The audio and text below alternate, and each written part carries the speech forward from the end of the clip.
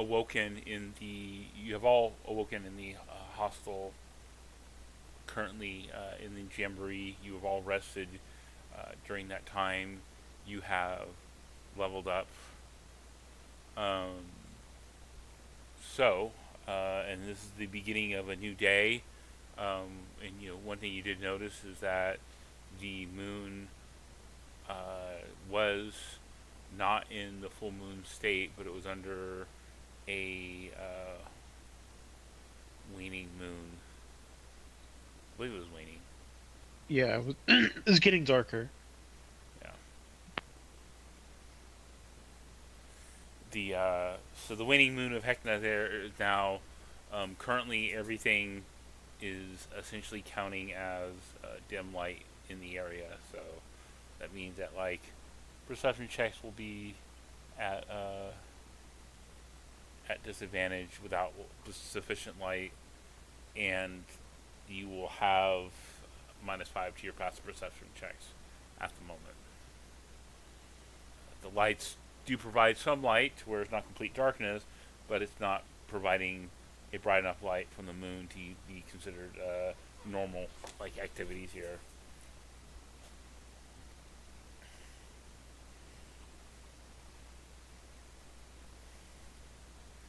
And this is, I think, believe something you notice when you're in the the room that you're at, which has a night sky that resembles the night sky outside. This is also the first day that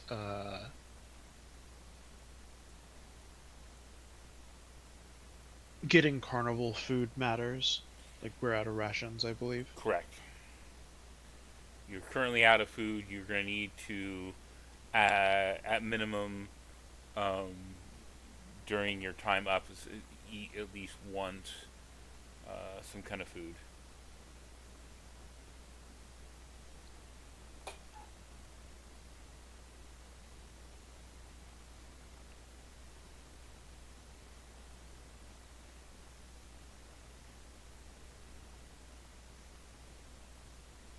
Well, what are we thinking for today? Go find a stick?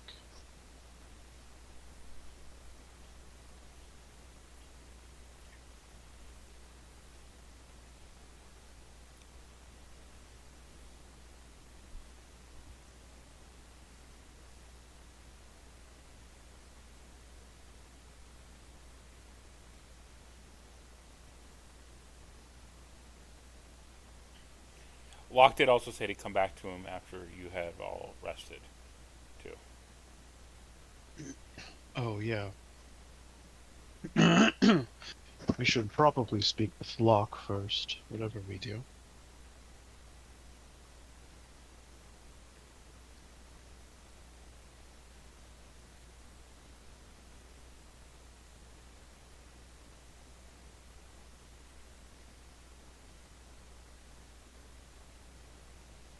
Don't all chime in at once, guys.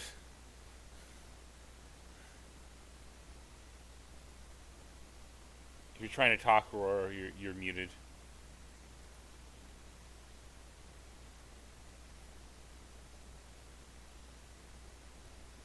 Was I muted? You were. Dang. Yeah, it probably was when Baby rolled over on my computer. Sorry about that. Yeah, let's go get it. Get the stick and talk to Locke. Yeah, that sounds like a good idea. All right, let us. Should we get food before we see Locke, or do we want to do that after?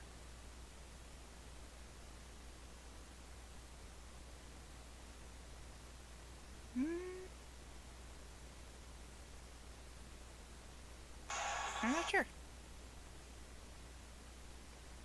I mean, we're right next to the food, right? Well, let me pull up the map. I'll show you where you guys are at currently. Next to the food is a little bit of a misnomer. It's not necessarily near. Um,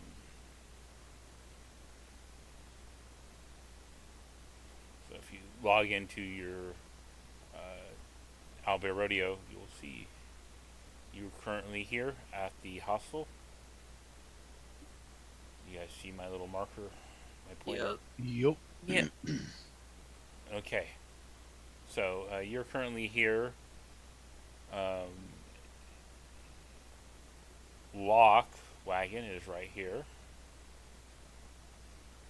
and the food court is over here. And we should see Locke Um, first. And the rest of Dismedia yeah. is over in this area here. Yeah, most efficient way sounds like heading to Lock first and then getting food. Sounds good.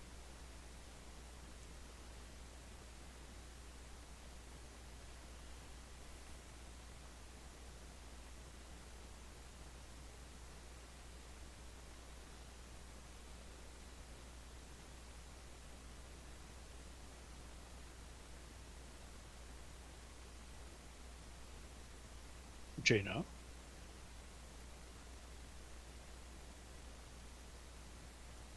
Are they muted? I think they are. That sounds good to me. I've also changed into a whole new appearance. What's the appearance? Trying to figure that out. It's amazing and fabulous.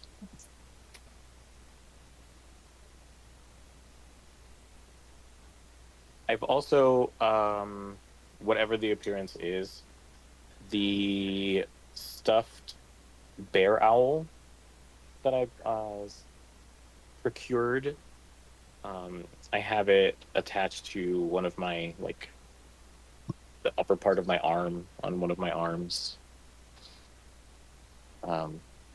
Like a labubu on my arm. The bear. La boo boo. La boo boo.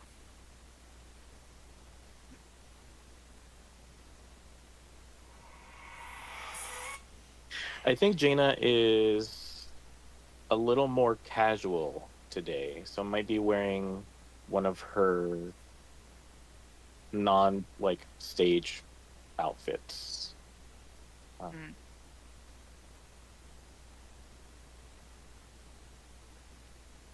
What? Okay, so how the less sequence? I think we'll go with. It's really not all that important. I don't mean to be taking up so much time with this. You got people invested, so I guess it's not too bad. I know. Now I'm like, okay, wait. Now I gotta make it good. We'll go with. I was gonna go with this little gnome girl that I have, but I think I'm gonna go with this.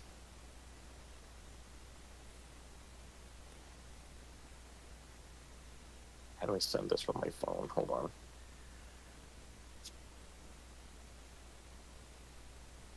I'll put it in general, I guess, or in the voice chat. Do it. It's nothing special. I mean, JJ, who'd have thought people would be invested in like your character's outfits? I know. Now I feel like maybe I should be fabulous. No, but she's Just sweatpants. she's dressed down. Is it just Stand with sweatpants it. and a messy bun?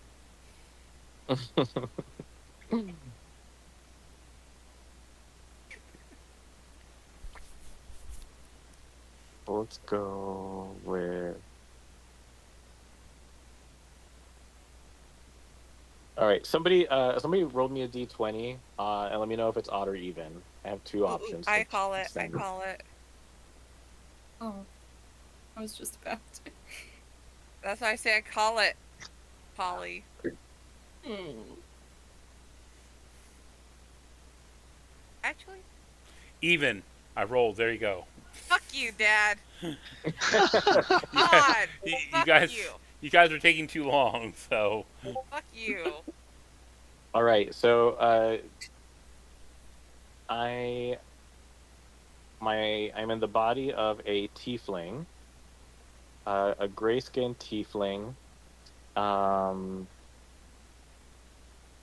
with two dark gray horns that kind of curl back in a bit of a zigzag, and have a lot of gold accessories, necklace, gold capped horns, some long nails. Of course, I'm wearing a corset with a flowy open shirt. Um, and there is some scarring on my shoulders, on one of my like pectoral area, and under my chest, uh, and some some slick leather pants along with it, uh, and some well done nails. Now, how do I send that?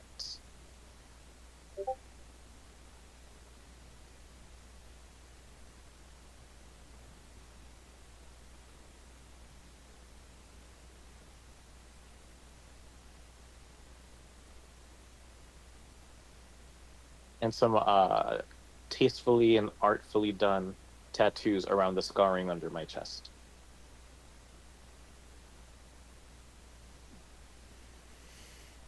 It's in voice chat.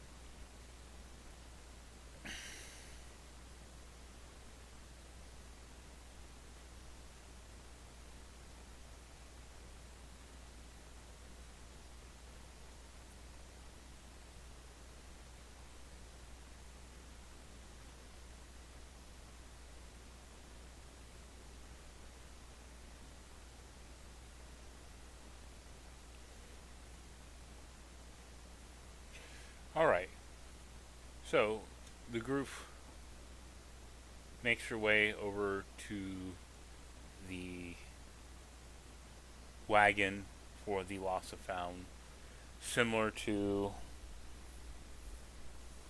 um, before. It's not too difficult to get over there. You don't need like the map to direct you since it's just literally around the corner. Uh,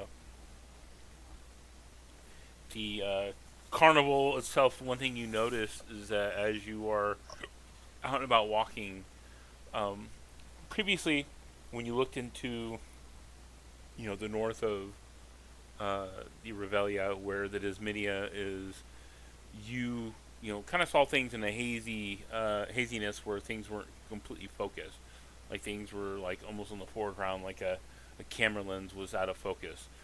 That is no longer the case when you look where you can't see all the details of this medium. What you can see is the big top that is out there. Large tent in the middle that is larger than any other tent that you see there. That is the biggest thing that's in focus. The other thing that you see is that the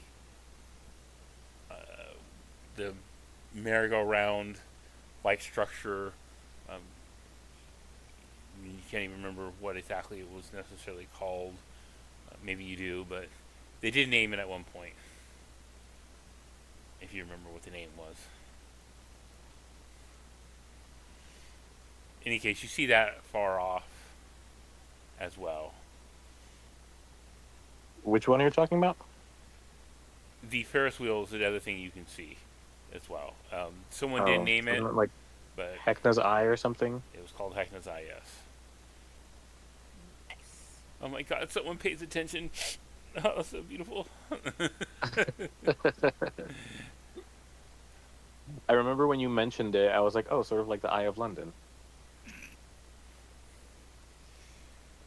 The other thing you see up in the sky, again, not a screen of showing a wide variety of content that you normally have used with the Hekyatron. What you're seeing is the screen showing a PSA, an alert. It says, "Have you seen this stick?" Next to it, showing like some kind of like stick that looks like the Heckna's mask on it, and below it says, "The hunt is on," and also says, "Turn the stick to Heckna for 5,000 red tickets," and that is floating up in the sky as well.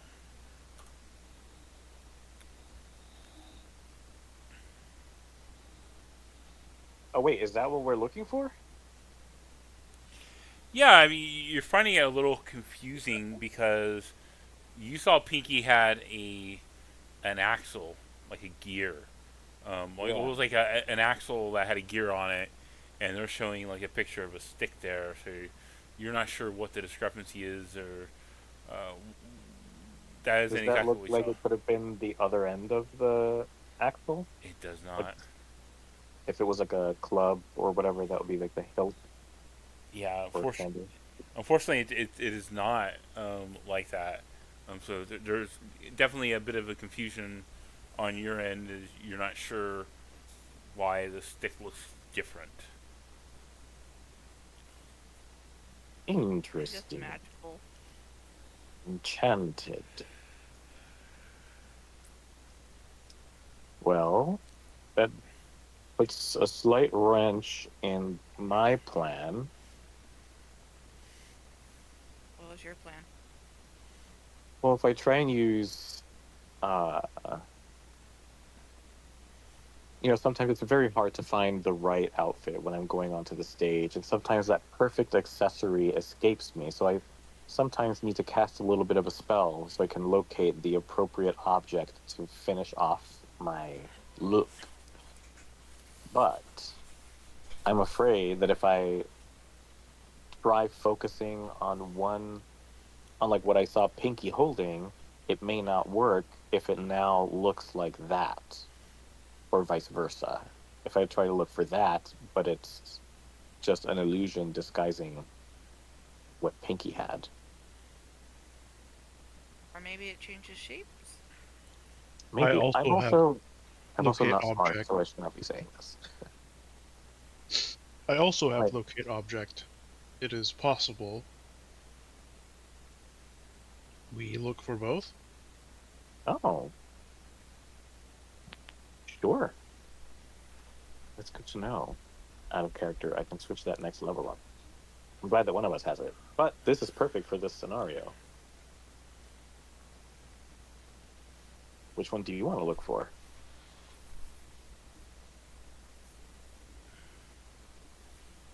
I can look for that one, and I'll point to the Hecatron. Okay. Uh, mhm.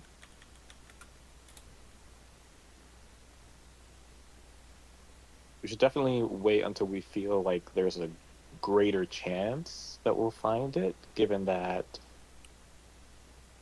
Is it a 10-minute or a 1 hour spell? I think it's a 10-minute spell. It has also a very limited range. Yeah, Isn't it like a concentration thousand is feet? 10 minutes. Yeah, 1,000 feet is not a lot. I mean, it would catch definitely a localized area on the map.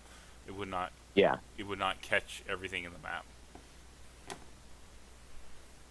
But if you do use it, we can cross out like sections of the map. Yep. At least we would know that it was not there at the time of the casting. Hopefully, it's not moving around. Hopefully. And so with that, you all have arrived at the wagon.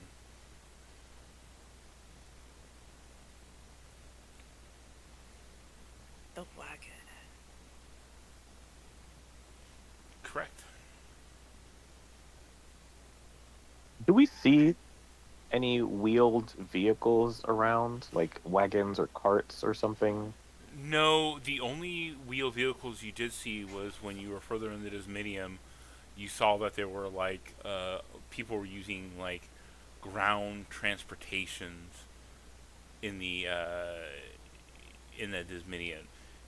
That include like clown cars that had look like shoes, or box cars, all these kind of like weird horseless wagons and like that, which is a fairly unusual concept Oh. for probably several of you who may not experience it. Someone like maybe Cordelia, who's an artificer, may understand the concept a little better, but for a lot of you, it is definitely weird. You also have seen wagons here. Obviously, you're in front of one right now, as you are in front of Locke's place. What you so that is some indication that there are some wheeled vehicles, but you have not seen. Um, and actually, you've seen also like hand carts and things like that. People have like been carrying like animal parts through here, things like that. But you're not seeing like Yeah. those seem to be for very specific tasks to transport like things, but you're not seeing like your average reveler or someone in the crowd that is actually using a wagon to transport themselves through and from the entirety of the Revelia. Got it.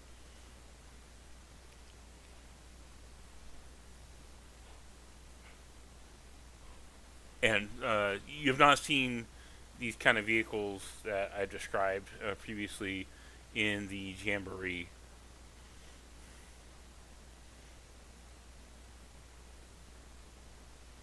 As you approach the wagon, and you see that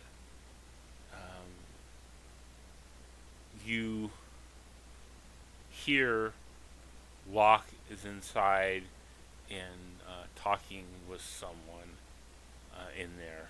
You definitely can tell his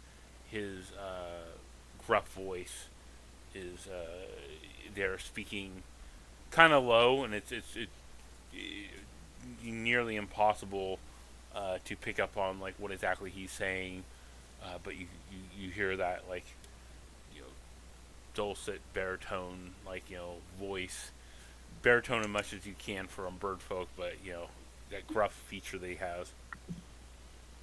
Can I try and listen in with like a perception check? Yeah, you can give me a perception roll.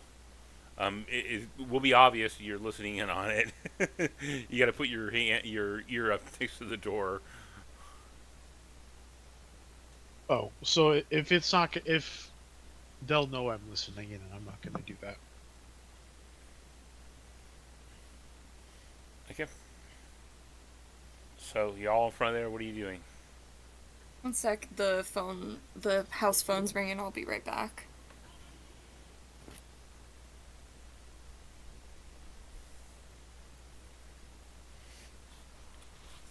Do we want to wait for them to have the conversation, or just want to walk in? You want to try to catch it by surprise?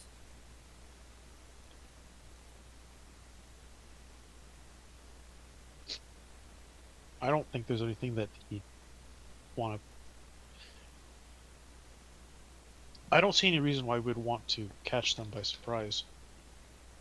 They could also be interacting with a customer. True. I walk in. Okay. You see inside is not only Locke there, but you also see the toy maker and Stefano as well. Oh. I greet them with signs and words.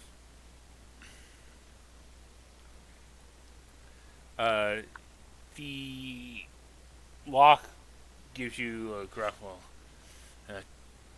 you got your rest, I see. Toy maker nods in acknowledgement to your presence.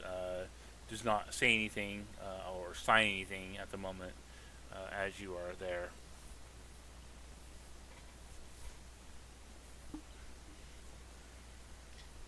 Well, yes, beauty sleep. Can't can't miss my beauty sleep. I'm back. It was a spam call.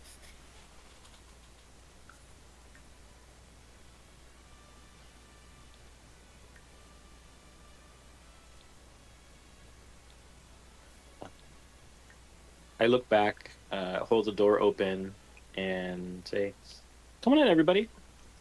I'll walk in. Me too. I will too.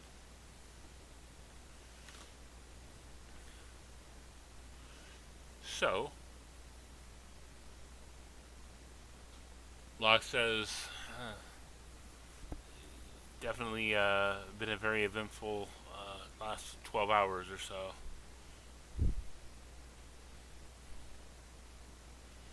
And Yep. Stefano says, yes, I agree. And it's apparently he's talking for the toy maker again.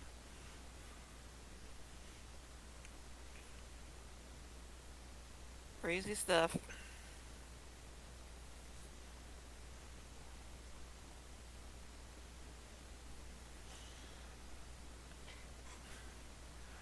And Stefano says again, I'm glad you're here. I think we may have an opportunity here. So I have a favor to ask the party if you're willing to defy Heckna. What? And he looks at like the toy maker confused.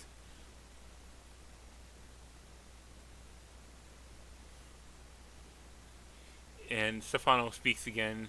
Uh, well, carrying out this task may be the key to escaping, or at least thwarting the Revelia, destroying it, really, once and for all.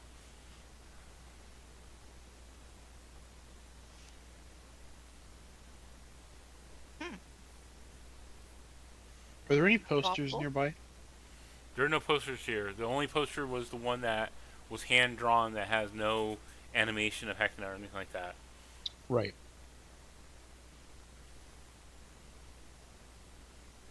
Oh, well, I'd be curious to know more about what you're asking. I, too, would like to hear more.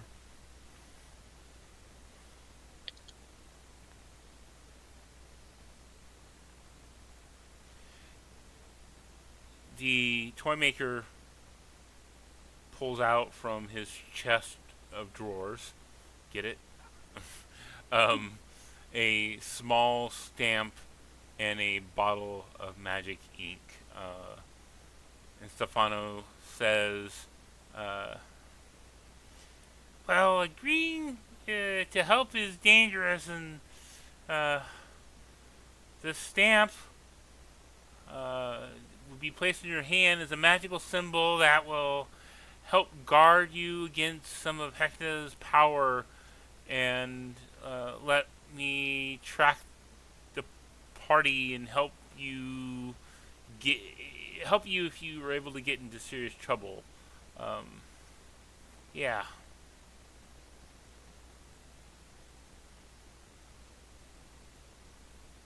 Hmm. That's interesting.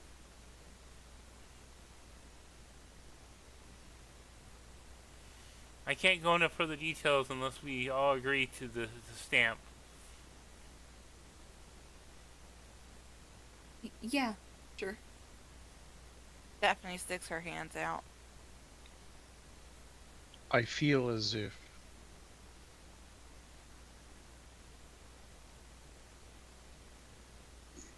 either option has a high likelihood of spelling doom. I'd rather choose that destiny than have it forced upon me, and I'll put my hand in. Jaina is kind of looking off into the middle distance, trying to think of looking like she's thinking or they're thinking about something for a few moments, and then just shakes their head. Sure.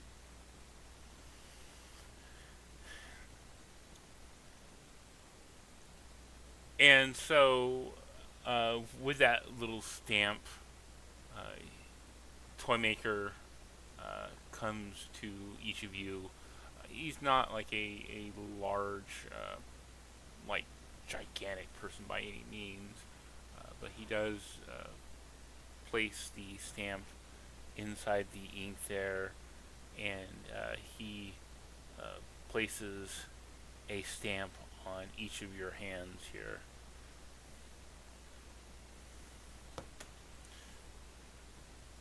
The as the stamp is being placed, it's definitely um, being placed carefully by the toy maker. Uh,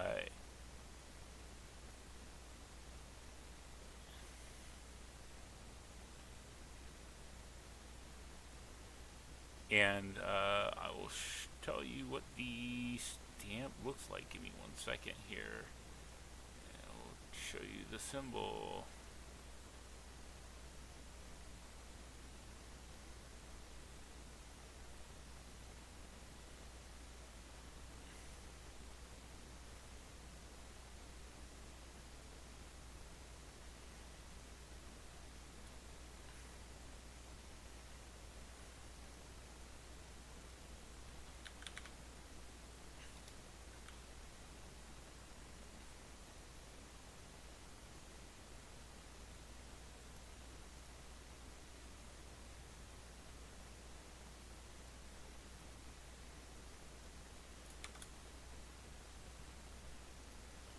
And the symbol itself, as it stamps on you, uh, once again, uh, it's not necessarily like clear what the symbol means. This one looks to be like a question mark, stylized for sure.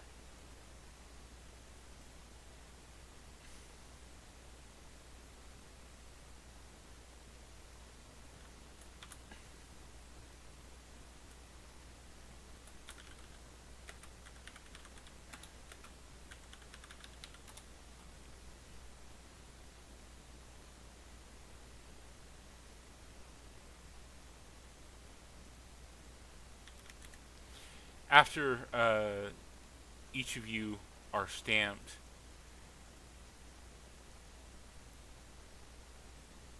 you have Heckna, not Heckna, you have the toy maker nods, kind of like in assurance of his work there. Um,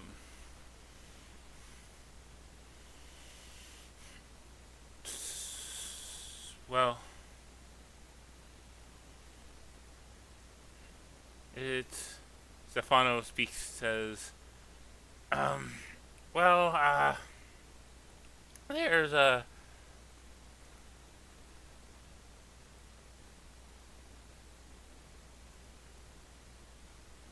the the Revelia, well, and Stefano looks to be more confused than anything. And you see, Shayna, that the toy maker is kind of like assuring Stefano just to repeat what he says. It won't necessarily make sense to him. Uh, and he says, uh, there are several powerful items scattered around the Revelia that can be used to either fight or power a means to escape. It's a little more complicated. From what toy makers, what I'm, yeah, what he's saying. Well, I'm confused, and toy maker again just tells him to say, to interpret and say what he says.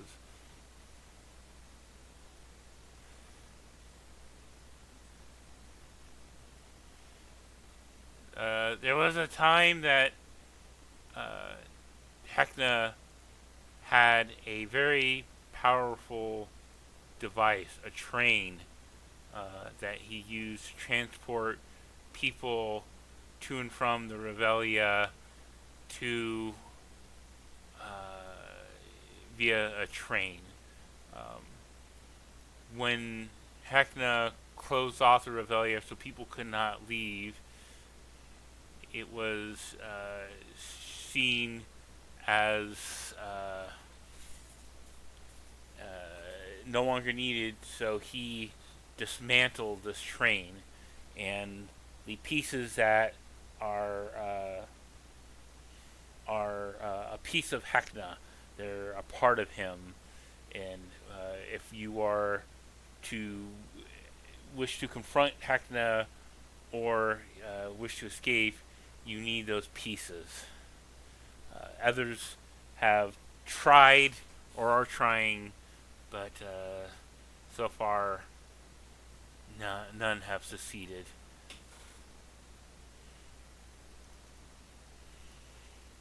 I believe that you can retrieve uh, the this piece.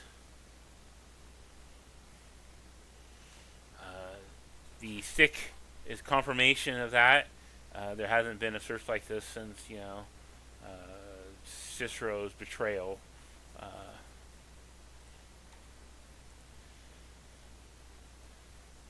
so, if you were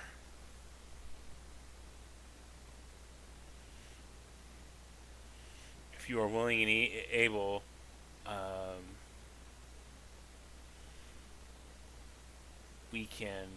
we can possibly start some of that here. Sounds good. Although um, we may have to we may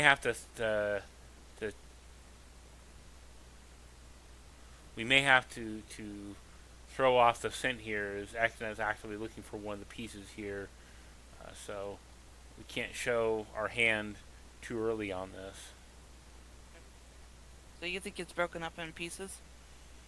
It definitely is broken up in pieces.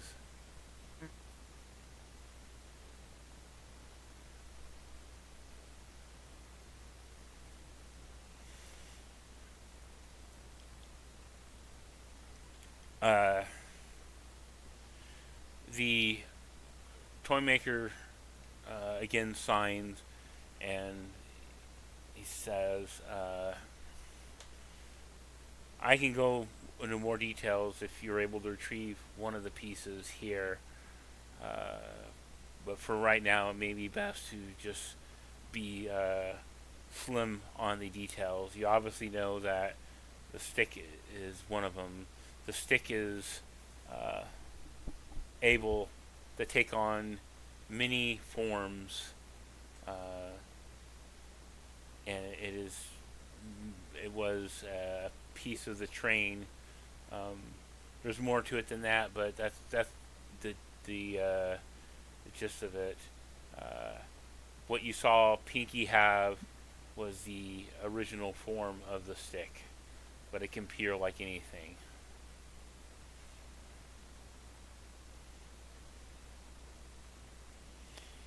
The other Oh, is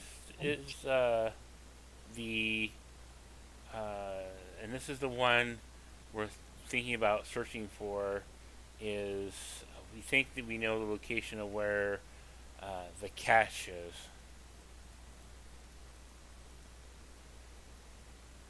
the what? The cache. It's a cache is I suppose was part of the train that connected to uh, the chair and the bumper. Uh,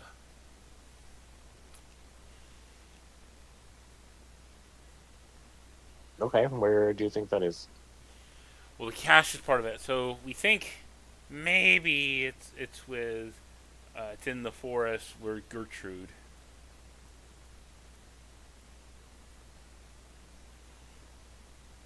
Who's Gertrude? Gertrude Figgy Is Puddin'. that the ghost? Yes, that's the ghost. Hmm. Well, she did invite us back over there if we want to go check it out. If Well, we bring candy. yeah. Well, you might want to go by and speak to Candy at Candy's Emporium. She knows exactly where Gertrude is. I have not been able to leave this place. I'm not exactly sure where she is outside. Exploring out there blindly would be potentially a would lead to disaster here. Yeah. And hmm, is the train still working? I got kidnapped on a train. It felt like a train. Uh, what you were experiencing was uh, a how bizarre time works here. You were on the train before it was dismantled, but that was now, but it wasn't now. It's timey wimey stuff. Ugh. It seems that the train can sometimes still come here, but it doesn't ever be seen to be leaving. Hmm. Weird.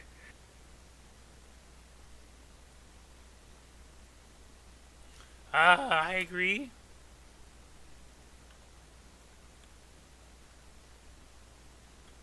Okay then. So you guys ready to go to the food court? Get some candy? Go check out a Yep. ghost?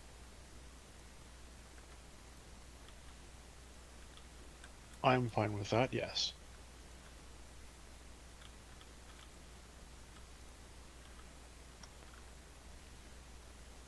Yeah, sure. My assumption is that there's probably also one of the nope character bleed.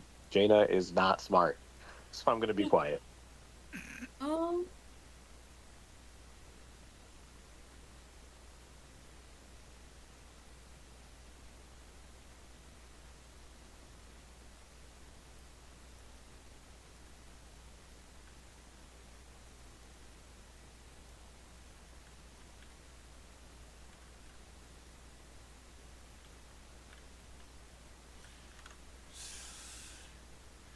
But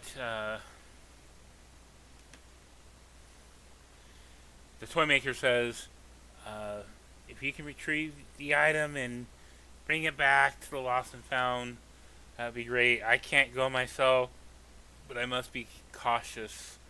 Well, I say I. Well, and he's arguing with the toy maker. I said would, no, could. Uh, I would go myself, but I must be cautious. I know not way I cannot go where I cannot explain to Heckna. Oh, that makes no sense. Uh, he's just saying that he has to be cautious around Heckna. Well, I'm not gonna paraphrasing. You guys get the idea? Yes. Yeah, yeah. I understand.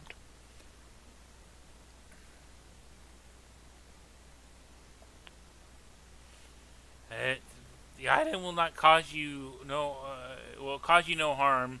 You have my word, but I cannot tell you more until you confirm for it myself. Too much knowledge is too fast is a weakness, not power.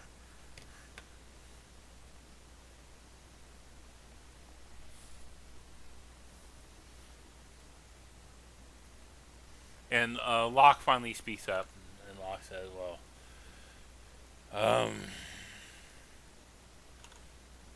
if you want potentially a cover here, I do have jobs that you may want to take."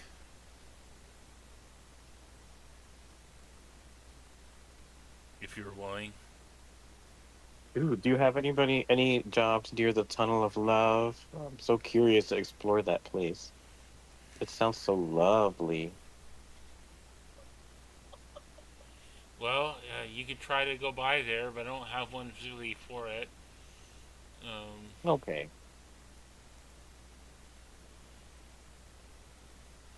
but I suppose if you want to go by there, uh,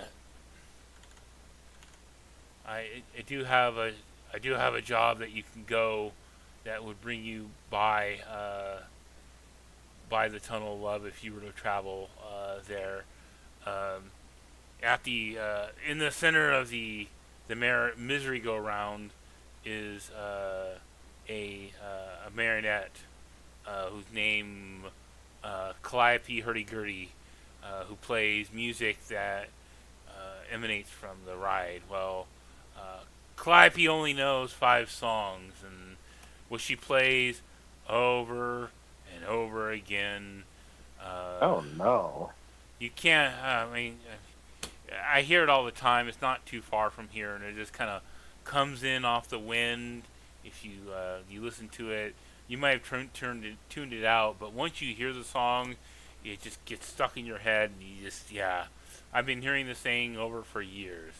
Uh, if and he pulls out a small wooden card that appears to have musical patterns stamped on it.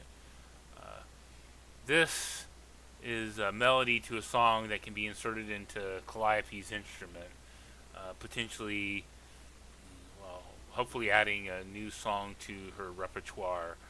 Uh, Honestly, it's not something I normally do, but I'm so sick of that music. Uh, I'm so sick of it. I need something different. If you can deliver that, but the misery go round is not far from there. If you were to go by the Ooh La La Lane or Tunnel of Love, and then you can go from there to the Flop House if you want to do that. That way you're looks like you're wandering about this medium and you're not actually on a particular task in any way, shape, or form.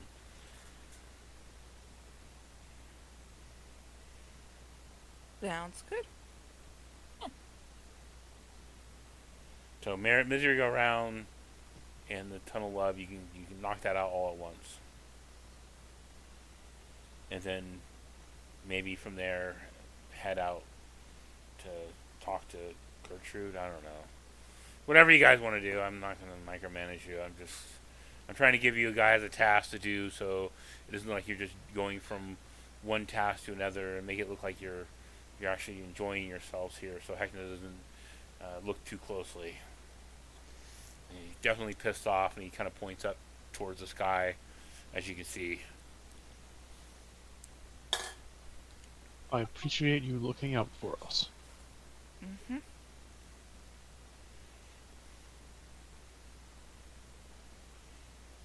Go get some candy. Go check out the Tunnel of Love.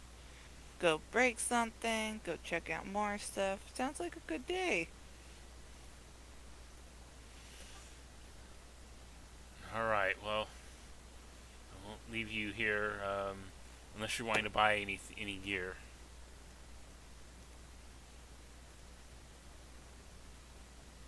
Nah, I'm good. How about you guys? I don't think there's I'm anything I good. need.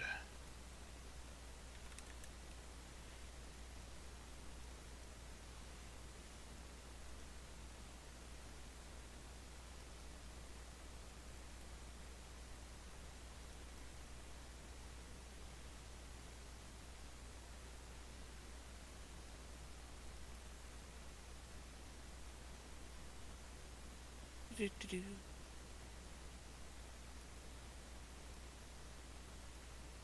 So, where to first, guy? Gang.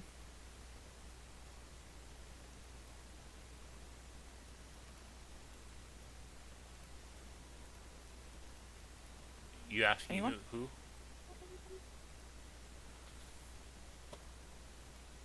I'm saying gang, like anyone?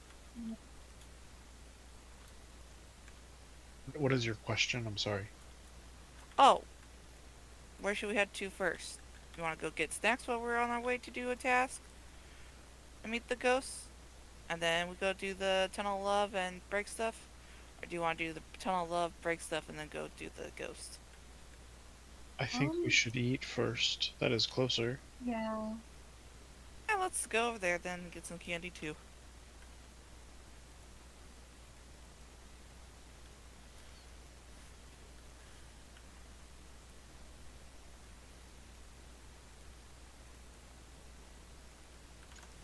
All right. Start walking out. So you walk towards the food court Again, you've been to this area, so you know you do not need Matthew. If you do not wish him to be privy to anything, you could make it over there without real difficulty.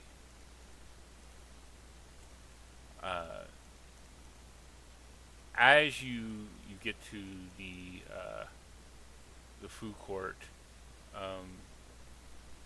you see uh, everyone there kind of enjoying the food. Again, the three tents and things.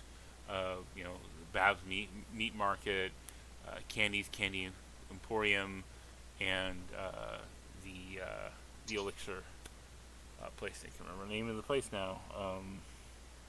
Felix's Elixir. You hear out from the crowd. I'm surprised to see you alive, to be honest. I saw you disappear along with Pinky after her attack on that foul clown. Poor Pinky. I wish they've asked for help. Maybe if we work together, we have succeeded in wiping the smile off Heckna's face, no? And you see out of the crowd there now is Stella.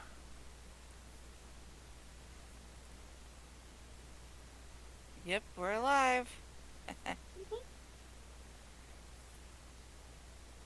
For now. We were lucky And they did not hopefully want it'll stay that way. they did not want anything to do with us.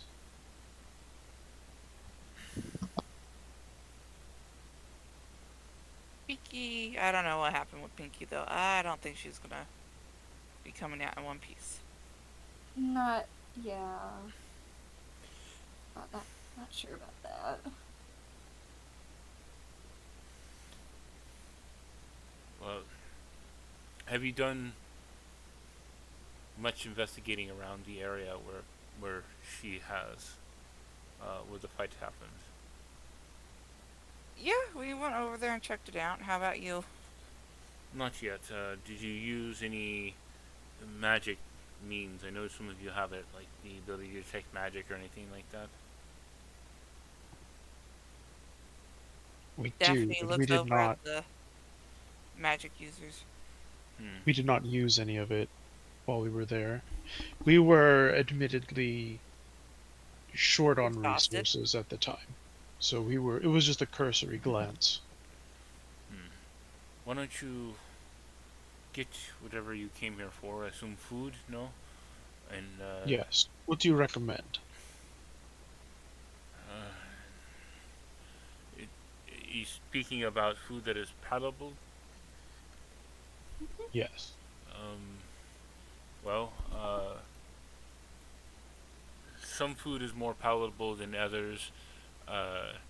Babs has the corn dogs, but also the almost but not quite steak is fine. Except if you don't, that you have to get past the yelping when you bite into it. But the corn dogs, I think are safe, or at least safe enough, depending on if you mind what you eat. Who knows what they put in the hot dogs, but it seems fine. There's Candy has some stuff too, but I'm not much one for sweets, so I don't know.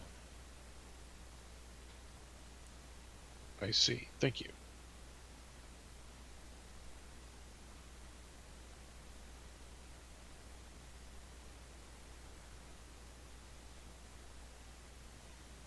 Well, get your food and we'll talk, and then we'll head out. Maybe we'll go look at that, unless you're very busy, which I suppose you're not too busy. We're in the middle of the Revelia, having fun. Right? Yeah, Oh yes, I am having the time of my life. a lot of fun. I even got a t-shirt.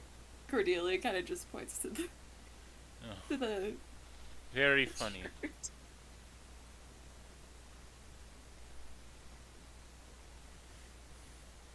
I see. I am laughing now, as you can tell. Yep. It's real clever. So, where are you guys going to get food? I was I'm thinking of gonna go. corn dog. Yeah, that's what I was gonna go grab. Yeah, corn dog. Or hot dog. We're all like, fuck the yelping. I don't want to eat a yelping steak. That's just not gonna. It's gonna make me lose my appetite, dog. I'm like, it's not even mooing. What? What's wrong with that? What is this? If it was mooing, I could make the Gordon Ramsay joke, but I just can't. Alright, so, um, you get your one corn dog. Babs is there once again. The Noel Butcher, who's wearing the apron that's just smeared and caked with blood and things like that. Uh, the uh, corn dog, once again, has, the sign there, uh, which, says, uh, juicy dogs coated in tasty corn, breading, yum. Um, and it's one red ticket. So everyone mark off one red ticket as you grab yourself a corn dog.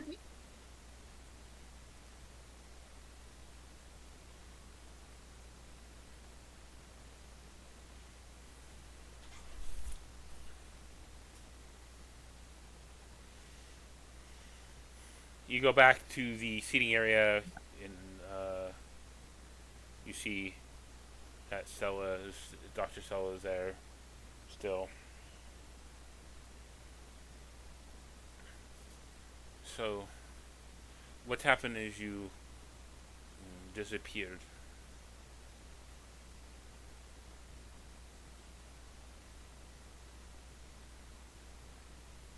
Don't all talk at once. Yep. What happened? Well, we woke up in a crazy bitches area. Who seems to Which be the person who makes the weird animals. you should be more specific. Is not. There are many crazy people here. I assume you're referring to Sophie, the Chandler of Flesh. Yes. Yeah, flesh lady. You use too many euphemisms. Clear communication is useful here.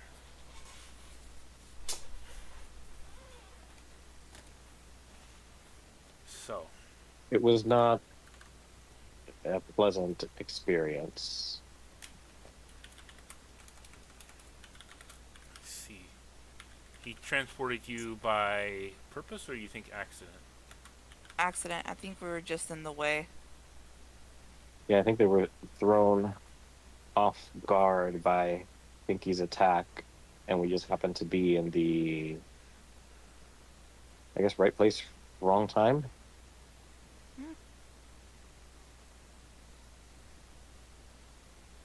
We did. We did gain access to more of the Revalia, though.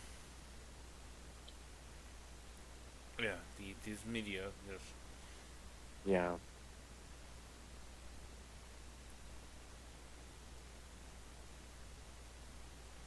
Very well. Seems very usual that you were transported there, but I guess that is to your benefit, no?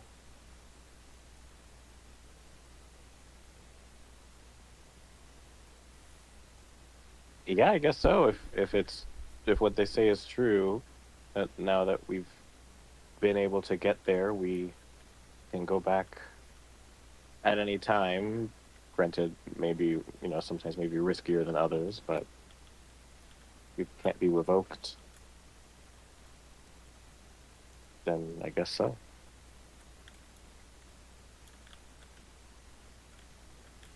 Let's see.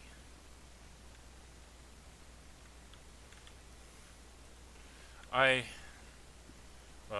you, and you guys have finished your food.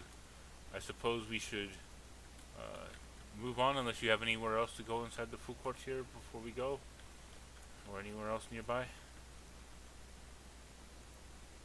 We should get some food at Candy's. Yep. Get some candy for the ghost lady. Ghost lady, what are you talking about?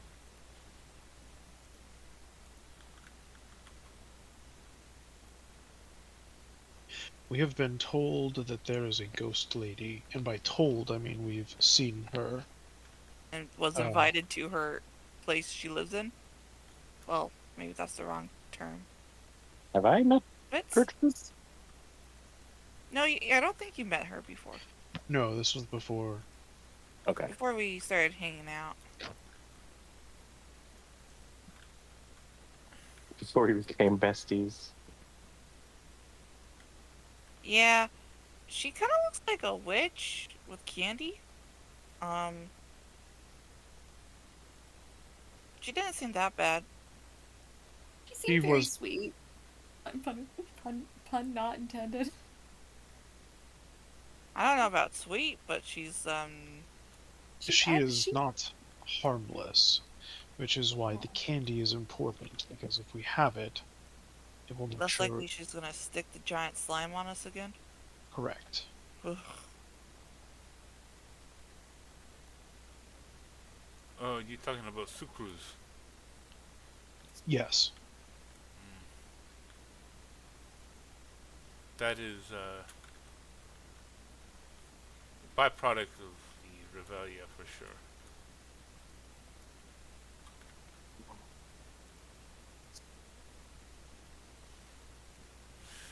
Have you met the ghost before? No, I've not met ghosts. Less concerned about ghosts here than other things, but I'll wait here while you go speak with Candy and Candy's Emporium and more. Mm. She's too weird for my taste.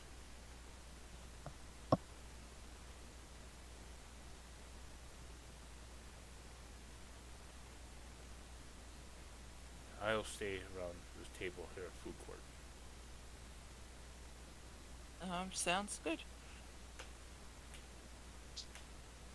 Daphne starts walking over there. I follow. I follow too. Mhm. So, Candy's Candy Emporium is a square red and white striped building. As you enter in, you see this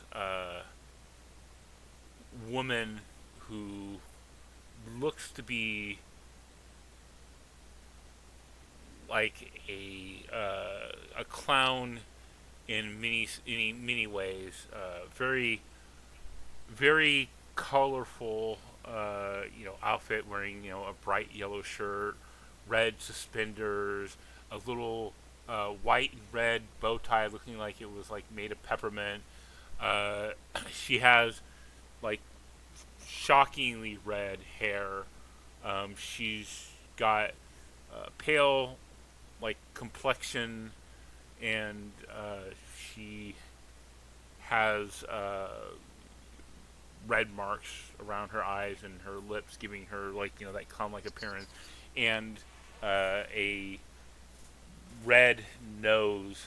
Although you can tell immediately that this nose is not like the noses that you've seen with other clowns. This appears to be like a piece of candy that she's put on her face, and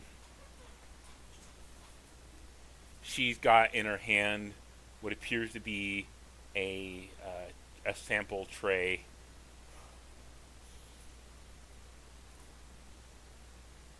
She says, "Hi, welcome to Candy Emporium. Care for a sample? There. Try this, won't you? Sugar? You'll like it, I promise." What is it? Oh, these right here are circus cookies. And you see that these cookies appear to be like amalgamations, or at least they're shaped like that. Oh my god. They're like the little frosted animal crackers. Daphne takes one.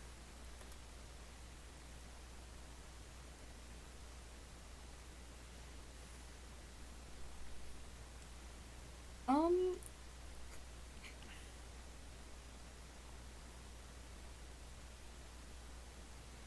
So you eat it. You eat one.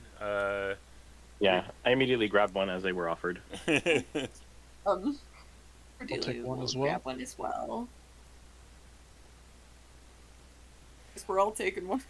Yeah, I mean, funny enough, she had four of them, so you all able to eat the amalgamation, and this appears to be kind of like a softer gingerbread.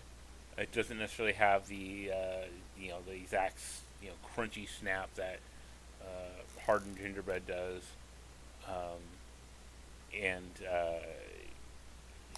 she says, "Well, these ones don't have frosting on it, but normally you come with frosting. But I was just kind of getting things ready, and the one thing you all realize is that all of you now can speak with animals.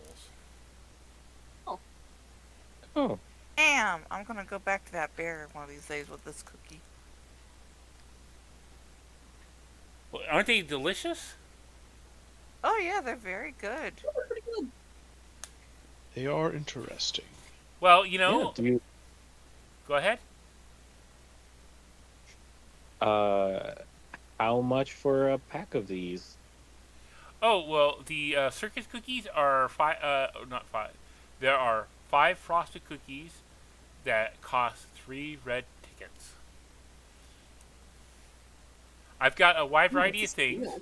I have cotton candy, um, and she points. Well, the, uh, these sugar confections are actual clown hair that I was able to grab.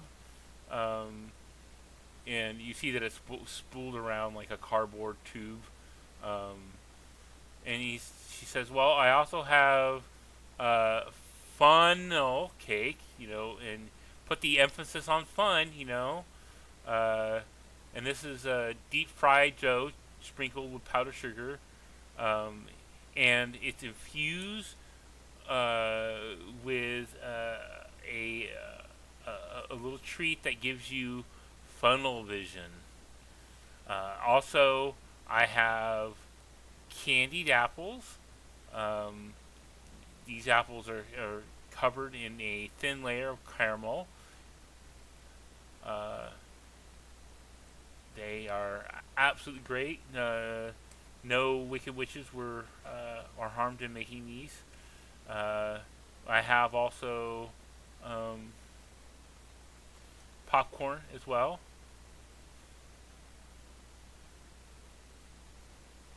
And she points to what it resembles to be red and white striped containers that are like covered in a lid, looking like an old time like popcorn container.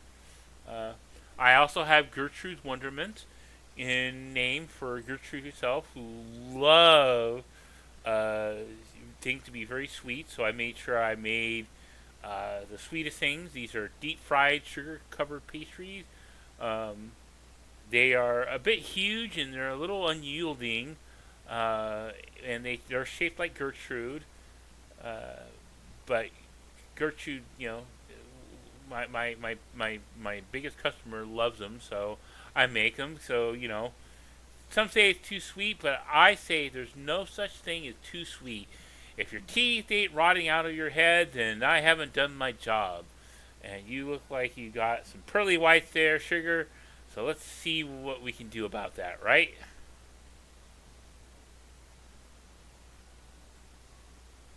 Yeah. Well, and beyond that, I also have chocolate whoopsies. Those are 5 red tickets, and uh, their mistake is your fortune, as each of them have a prize inside of the chocolates. Um, the treats are made, and sometimes things fall into the the candy, chocolate maker. So you get something kind of neat in each one. Oh, That's cool. Well, we did actually mean to pick up something for Gertrude, and then we're Oh, looking for you're something gonna for go see ourselves. Gertrude? Hmm. Oh, wow, yeah.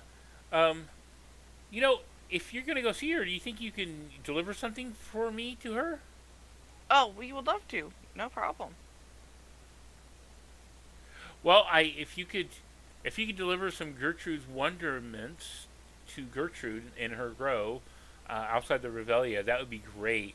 Uh, I've been collecting ingredients for her and expect, uh, well, Gertrude's been collecting stuff for me to add to my various concoctions here. Well, not the concoction, that's Felix's. Why am I saying concoction?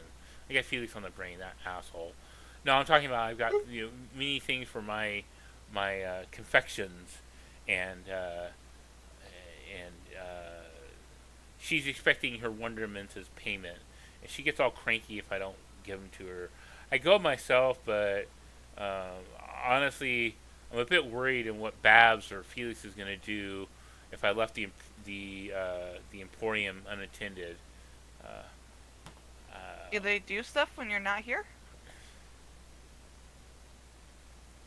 do they do stuff? Oh yeah, I mean, all of us we try to build a certain thing, uh, to attract revelers and to do our part with Heckna here. Um, you don't want to spoil your appetite with one of those Felix elixirs, right? Uh, Honestly, I won't have those drinks in my shop, and I don't want to hear about him. Uh, I don't worry about it with us. We're kind of banned. oh, what? Some of us are. Well, the cool ones are. Yeah, don't worry about that. Felix is he's a bit Dick. of a simp. He's got a thing for Heckna. Yeah. And honestly, I mean, Heckna comes by each of the shops in the food court every few days to make a show of it. And boy, right now, does Felix have his head up Heckna's ass. Damn near got brown chapstick on his face. oh Uh, my god. and uh, Felix also he steals blood from Bab's meadery, and he even takes snippets of my own red hair to use for his drinks. Oh, That's I mean, scary. they're all like they got their flaws. I mean, Babs acts all tough and everything, but I mean honestly, she's afraid of ghosts. If you believe that. Oh, goats or ghosts? Ghosts, not goats. Who's afraid of a goat? Well, I mean, yeah, I guess it could be the large, kind of orange eyes and kind of unsettling, and that look about them and blah. But I don't deal with them. I don't deal with. I deal with candy. I guess you could talk to Babs about goats, but Oh, yeah. If you exit the gate and go through the forest, uh, you'll you should be able to deliver the Gertrude mints to them. Um, if you do that, that would be absolutely great. I'll give you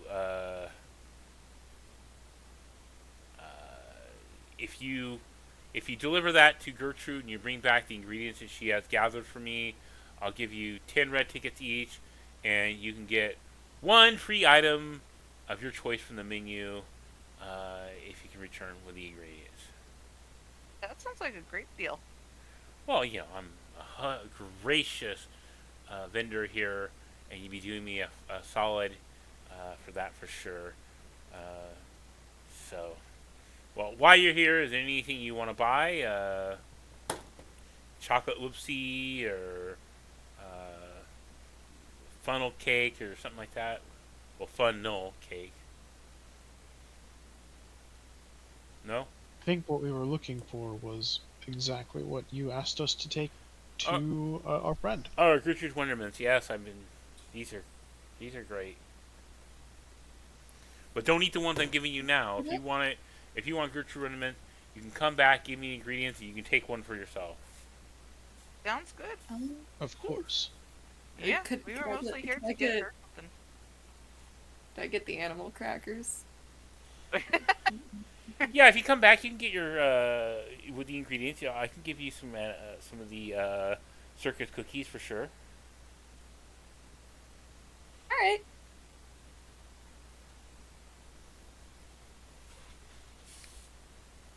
Well, then I guess we'll Let's head head out. over. All right. Well, here you go, and you see, she pulls out uh, this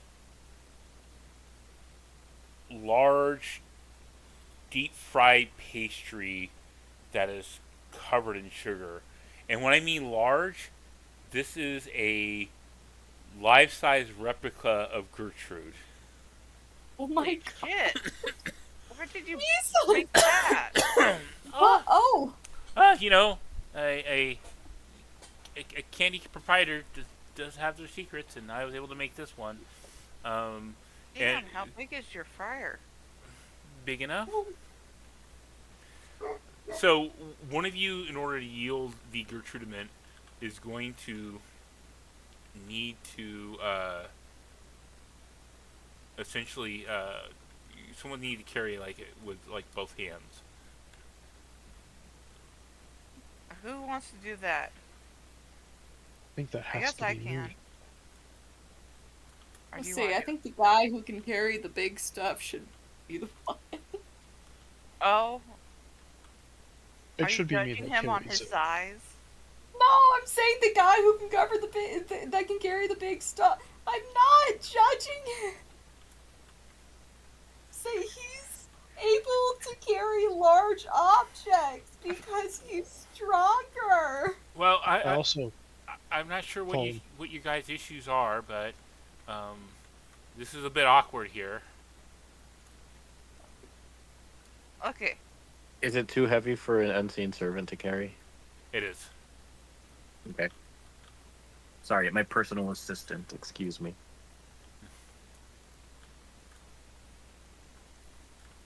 So, Korai, are you gonna grab it, or do you want me to? I will grab it. Okay.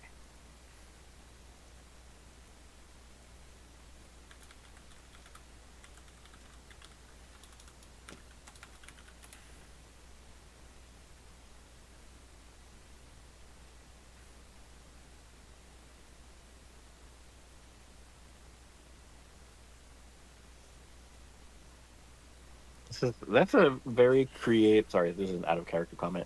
It's a very creative in-game obstacle Both because hands. that kind of both hands, but that also it's not. It doesn't just limit casters, right? It also limits marshals, right? Because you need to wield a weapon with at least one hand. Yep. And don't break it up or anything like that. Gertrude will not appreciate that by any means, and she'll be upset. We don't want to upset her, right? Not at all. No giant candy monster thing. Again. All right. Well, I appreciate you doing that. When you come back with the ingredients, we can discuss payment and all that. Anything else? Nope. I think we got it. Definitely goes to the door and holds it open for Korai. Thank you. I'll walk out with the thing. As we exit, I will just leave her with a compliment. Say, I just wanted to say, I love your look. I love what you've done with your hair. Your makeup is exquisite. I may come back and get a couple of tips from you to see how you got that done. Unless it's your signature look, in which case I don't want to impose or, take that from you. But I feel very inspired. Oh, thank you. I try very hard to make myself like an excellent proprietor.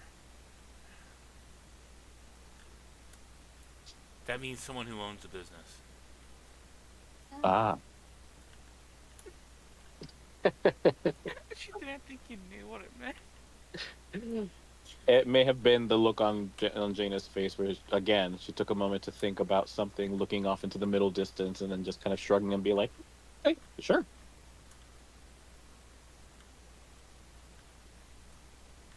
And then I'll leave with everybody.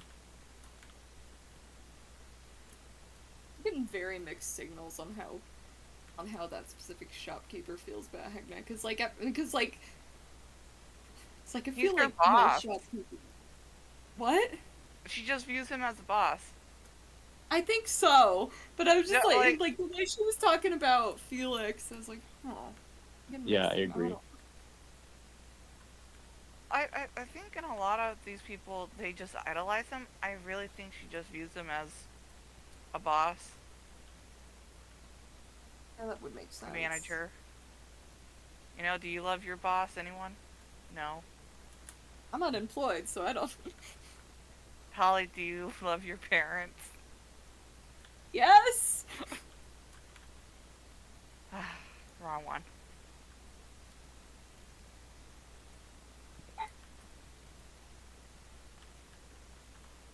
I'm curious how long Candy has been running that shop, right? Because it didn't look like their nose was a snozzling. Um, so it looks like they're trying to blend in and appear to be. Well, I'm kind of curious why the lady doesn't like her. Our doctor friend. Who, Candy? Yeah, why our doctor friend doesn't like Candy. She said it. She can't stand her. Well, given the fact that she is encouraging tooth decay, would Oh, you think that's probably. why? Yeah. I think that is one of the reasons why. I would not be surprised if there were others. Korai, do you not like Candy? I like Diabetes. I like things in moderation. Some sweet is good. All sweet is bad. Balance in all things. Next time on Dr. Korai. It's never lupus.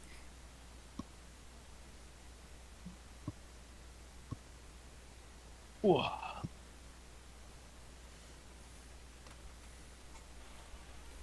Well, shall we look for the rod? And you see Stella. What is that? You bought one of the Gertrudemans. Yeah. Yes. Well, we're delivering it drop to it off. Gertrude.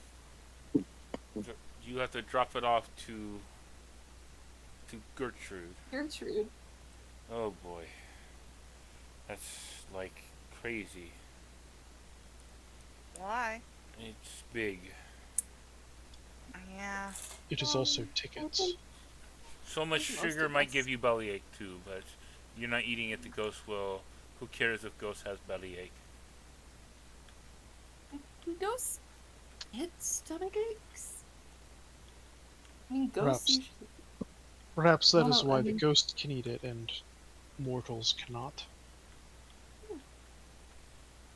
to be fair, I also don't know how many ghosts would eat, but that's a different topic for a different time.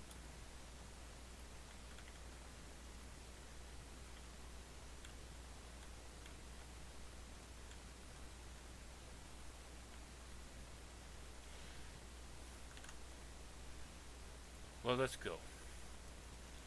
Is there anything else you need to do here? I don't know. Give Babs belly rubs. Why give her What? belly rub? That was joke. Oh my gosh. You do not know jokes? Sorry, your tone is very flat. It's a little hard to tell. I don't know what you're talking about. Boy. Okay, let's go, guys. Come on, Gorai. So Bring. you see, Stella makes her way back to where the fight approximately happened. This is where the fight happened, right? Yes. Pretty much, yeah. The weapon that Pinky was using, I think, was very powerful. Uh, so let's look around. And so those who have a trained skill in investigation can make an investigation check. If you want, you can also give someone else the help action if you don't want to make the roll and you want someone with a higher skill to roll. I do I not have have a. investigation trained. I have investigation trained. I think it's the black dot, right? Yes. You can roll yourself or you can give someone else the help action. Well, I have investigation trained with a +6. Yeah, fuck off, Ollie. Oh, Hey. I'm super smart. She's an artificer, of course she's smart. That's like saying, like, wow, why is the warlock or sorcerer or bard charismatic? Edgy? Well, that's the rogue. Anyway, so I do suppose I shall roll. You, you can roll an advantage, I assuming. Yes, I'm Oh. helping. Well, she got a 22. Yeah, you Oh, don't need to roll you again. rolled You it. got high. So Hello. as you look around, it's very similar to what you do before. The one thing you do pick up on also is the area where you saw the stick landed previously. You didn't pick it up before, but on the ground you see a small amount of flakes of gold and purple paint, which definitely confirms that. Stella says, "Do any of you have the ability to detect magical auras?"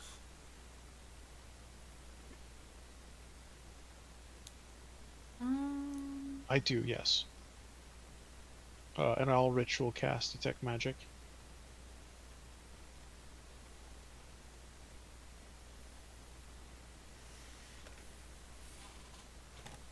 Um,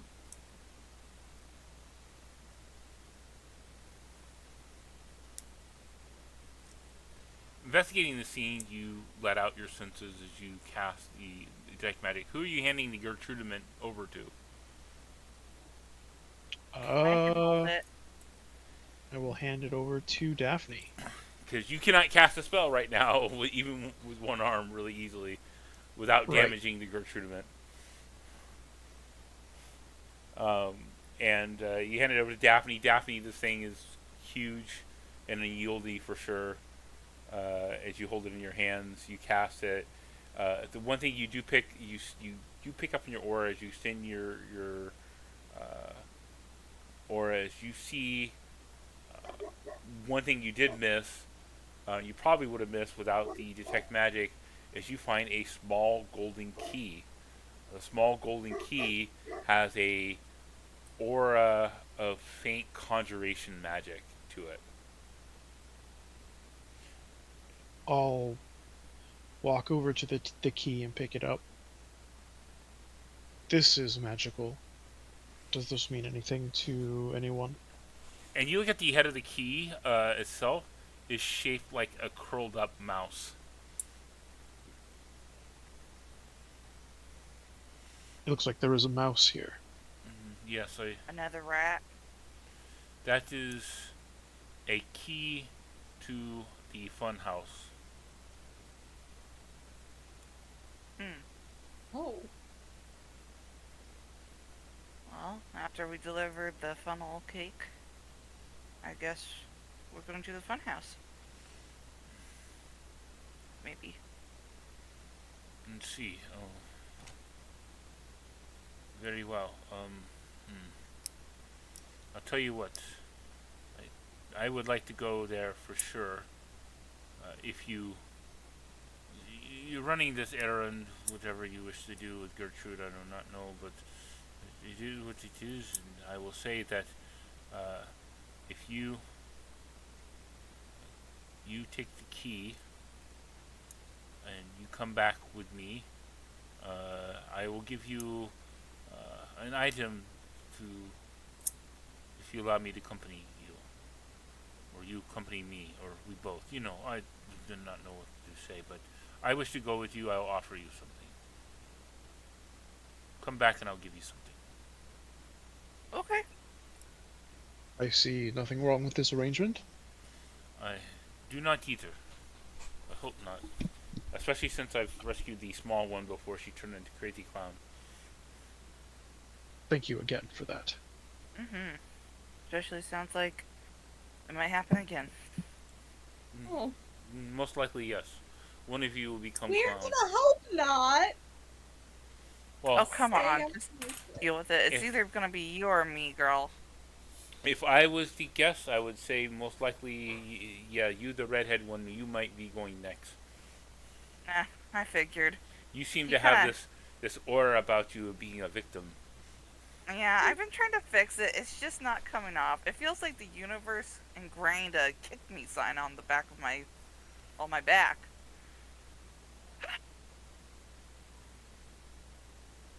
It's fine. Let's get this done, guys. Ain't nothing gonna take me down. Do, do, do. No, so what? We got to keep on moving.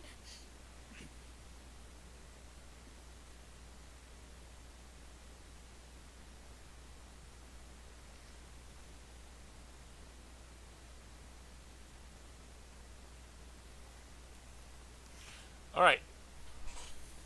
With that,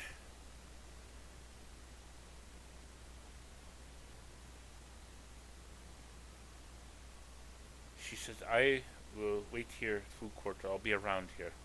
I will see you when you come back. You have to deliver something and bring back something to Candy. No. Correct. All right. Very well. That sounds good. I will wait here." And with that, we'll take our 15-minute break here, guys. Let people walk their dog or whatever else they wish to do. Yeah.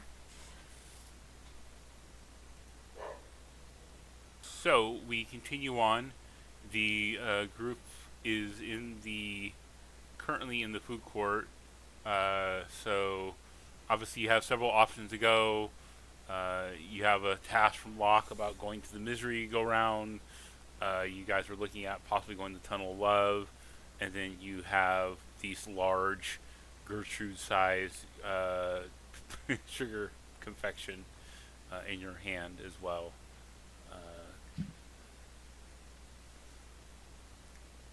well, I think We we should want to drop this get. off first.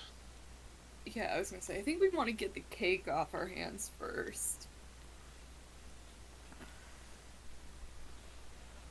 All right, so all of you are heading into the forest once again. It doesn't take much effort to get on the main lane and head through the gates. Once again, you are met by a pair of statue Hecknas with posters on them, um, and revelers that seem to be coming in, or at least rubes coming into the carnival from the outside in a look of just awe and wonderment around this place here.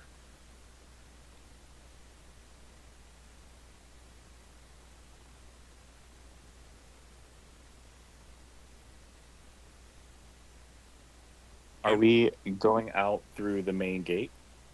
yeah, there doesn't seem to be any other way out of this area except through the main gate. I mean, theoretically, Okay. you could try to uh, you know, find a way over the wrought iron gate itself, which is fairly tall, not easy to transverse. But I mean, with a little bit of ingenuity and magic, you theoretically could find a way to get over the fence. The easiest, most direct way is the gate itself. Uh, I want to, as we're heading that way, Just take a look around, see if anybody is eyeing my companions with malice. Since I believe this is where we basically committed a terrorist attack. Uh, it doesn't take much effort to look around, and you see that whatever was around from the previous day, like there's no indication that like the attack happened. You don't see the Okay. same people around here. You don't see bodies or anything like that. The people that died were are now missing. The people who were injured are long gone. Uh, so yeah, The people have basically moved on and or are just continuously caught up in the revelry. yes. Okay.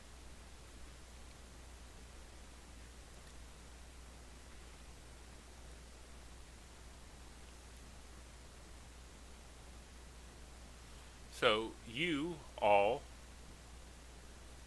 make your way out into the forest, and once again, this forest is especially now just dark, foreboding. Uh, the dark emerald tone trees tower over you, um, and despite the claustrophobic density of the trees and the undergrowth, the forest itself is eerily quiet. The soil is damp, uh, possibly from recent rain or fog, and it smells just pleasantly earthy here, tinged with a aroma of detritus, decay from many spongy mushrooms that cover the forest floor. Uh, the natural light, what little there is overhead, is now largely blocked out by trees, and what little bit peeks out uh, just casts long, unnatural shadows across the dirt path. Uh, Silhouettes of branches are just stretching out over the pathway, giving a look of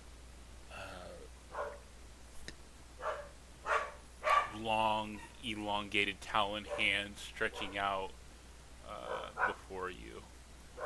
It's definitely a strange dichotomy to come from the artificial life and the hustle and bustle of the carnival to what it is here. Uh, as you are making your way into this forest that's looming ahead, you all need to give me a perception check. Because of dim light, you are rolling at disadvantage. Perception at And disadvantage. JJ I left us have again. no. Gone, but not forgotten.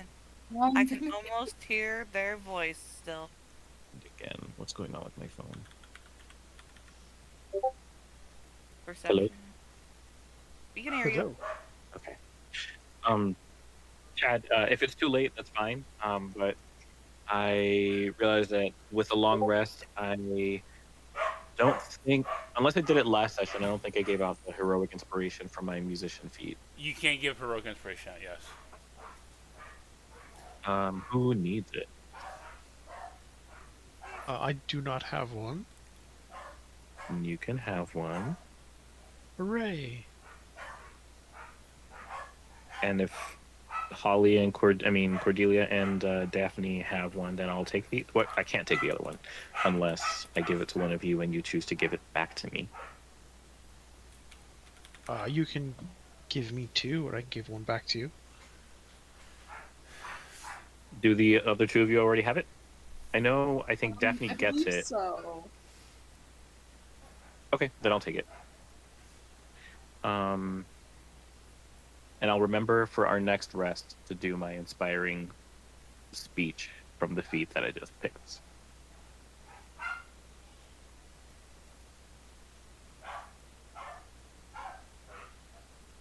Perception disadvantage.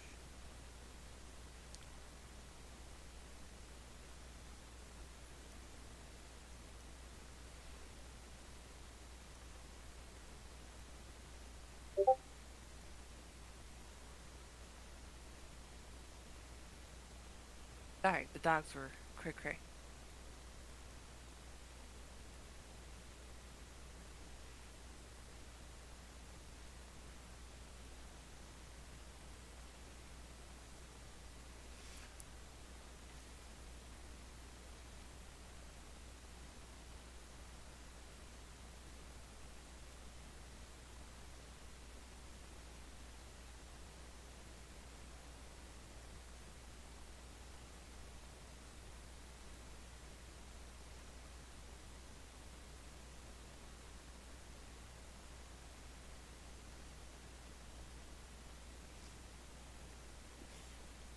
Okay, let's see here.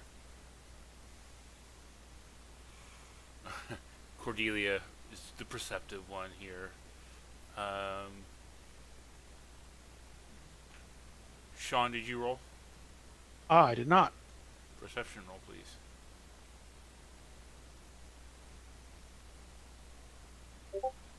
13.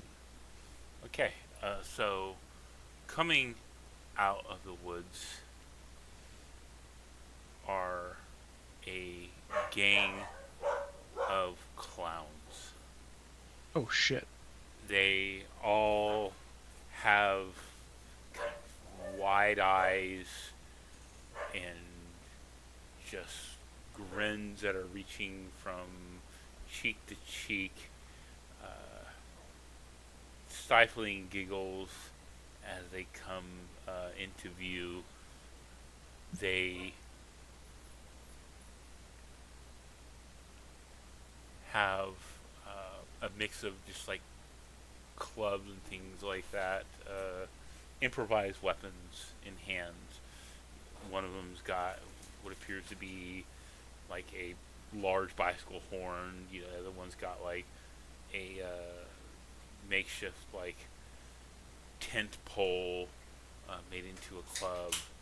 They're all wearing tattered clown clothes, and it is a total of 8 of these clowns currently at the moment that are coming out of the woodwork here. And so I need people to give me an initiative roll, but with that, um, Jaina and Daphne, you're rolling at disadvantage because you're currently surprised. Yeah, yeah. Disadvantages always.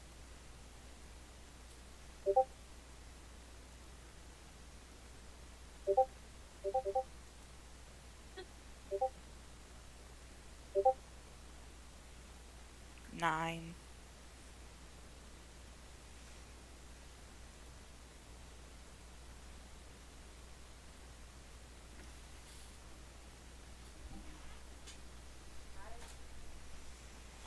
Jaina, I just need the roll from you.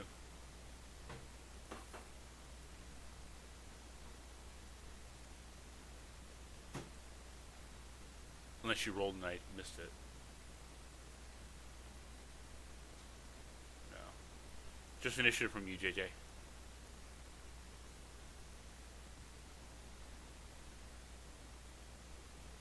Hello, can you hear me? Can you hear you now? Hello. Yeah, I'm trying. I'm pressing the roll button on D&D Beyond, but for some reason nothing's coming through. Try doing it manually in, I guess, In every? Yeah, that's weird because I can see your roll, but it's not showing up in the game log. Yeah. Oh, you're seeing the dice? Yeah, I'm seeing the dice roll, but I'm not seeing it. Oh. show up in the game log, so it's not registering for some reason.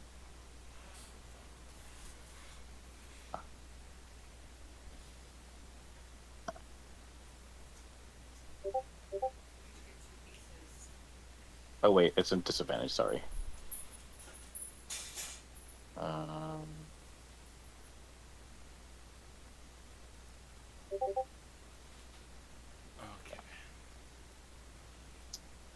wait, that's okay. It should be a 5 because it's pulling my other character, but my bonus is 3 to initiative. Okay.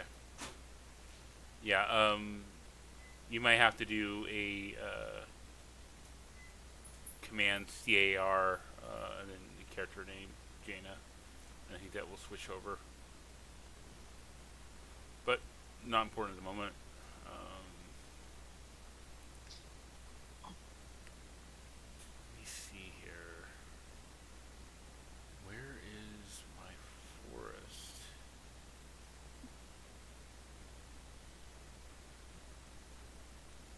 Let me see if this will work. There we go.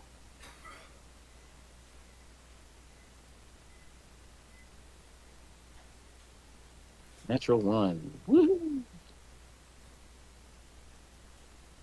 me see if this is right. I'm looking at this now. Hold on. Sure, we'll use this. Looks inviting, Just guys, a doesn't day. it? It's a mood. There's actually not like carnivorous plants right here, but spooky enough. All right.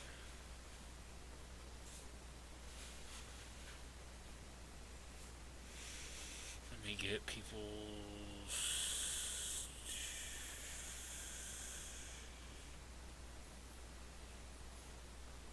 And we have Daphne. You're so rude to that cat, guys. Come on, Bella. Come here. BB, now.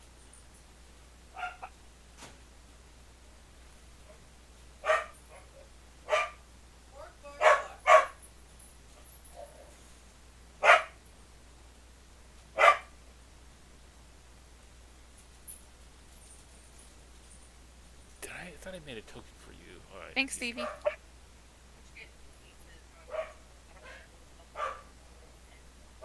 Pieces.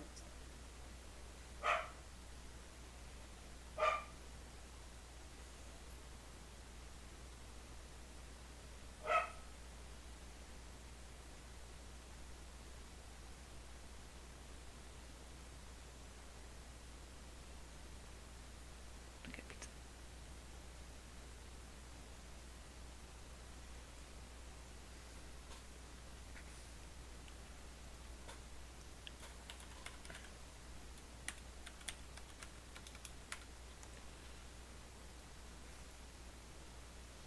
Give me 1 second here. People. I had Jaina's token added, but I did not. So.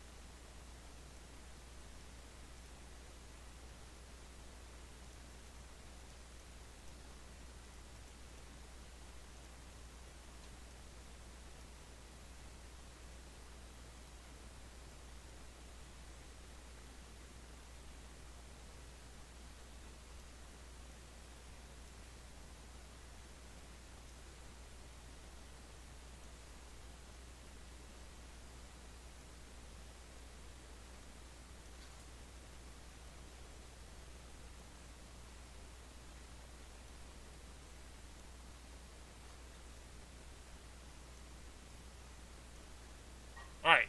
So, out in the various woods, coming out are a bunch of clowns, all ready to do battle with you. So, the initiative orders, the clowns go first. Despite some people not being surprised, your initiative wasn't great, so they will be going first. And then it will be Cordelia, Daphne, Korai, and then Jaina.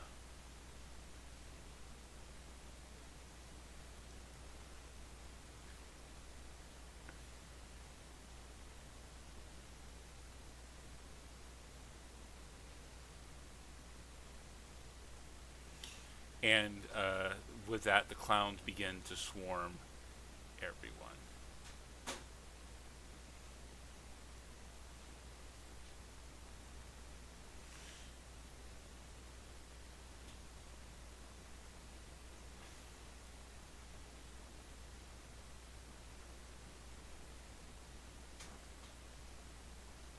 Like a pack of wolves, but with makeup and a nose.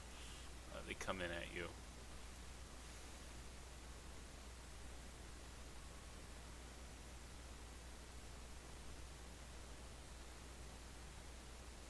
Uh, Korai, you're getting attacked twice. Uh, if you fall unconscious, you will potentially drop the wonderment, which may break it. Got it. All right, let's go around this here.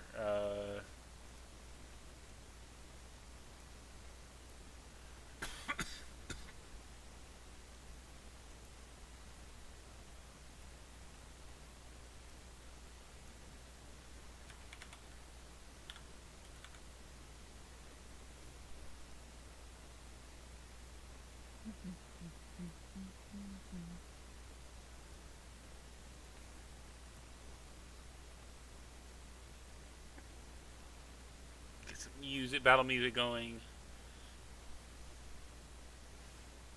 And starting off here with Daphne. Awesome. Everyone rolled terribly. And you're being attacked by a clown that has a fish in hand.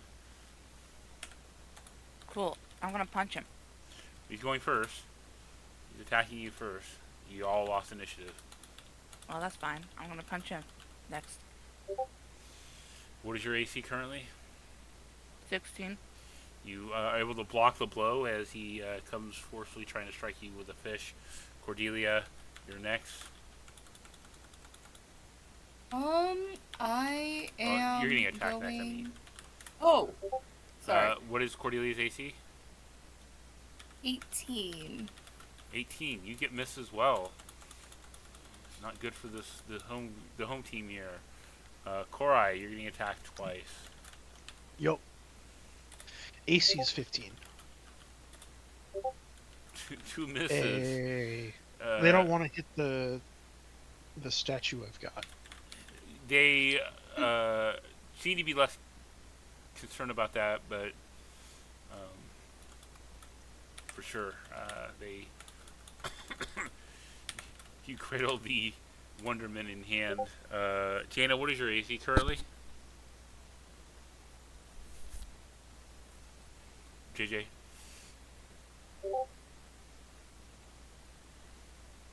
15. 15? You were hit. My first hit out of all these guys.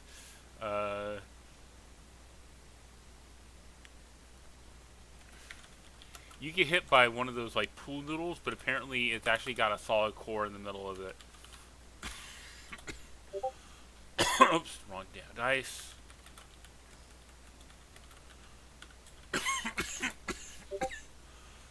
You take a whopping 2 points of damage.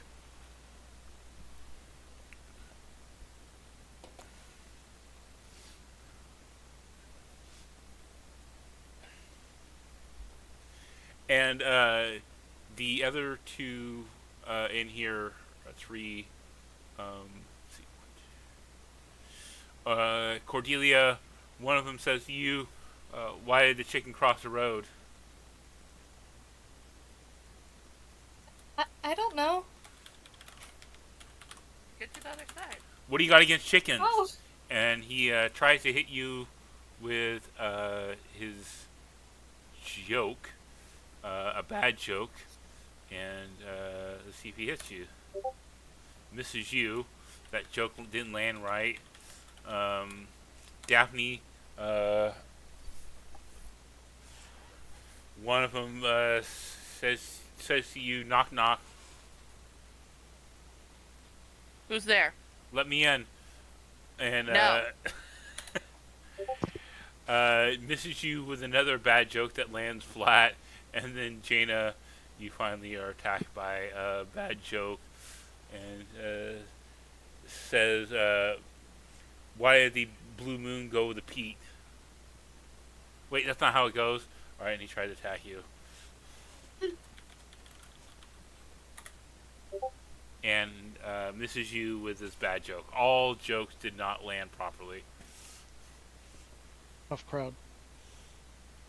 All right, now it's your turn to go Avenger style on this shit. Um, Cordelia, it is your turn. alright. I am going to cast.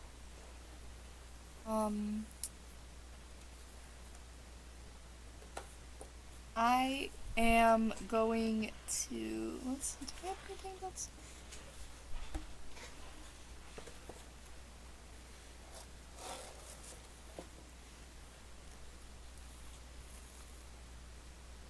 I'm going to cast Ray of Sickness on the one who tried to tell me the really bad joke.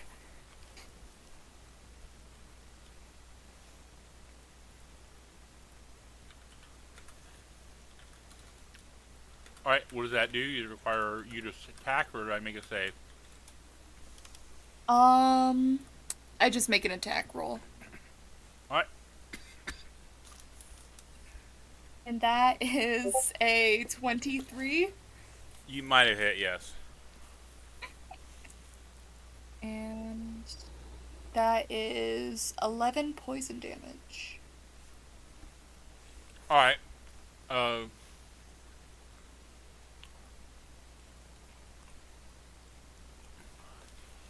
the the clown is laughing his ass off at a joke that you just don't get. And as you hit him, he immediately turns a green color, vomits on the forest floor, and then he kills over, going stiff for a moment before he pulls up a flower on his chest and he dies.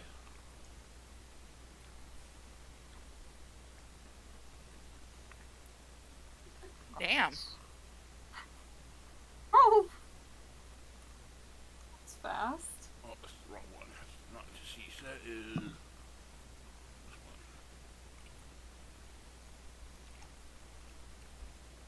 one. I think Cordelia got the first human kill.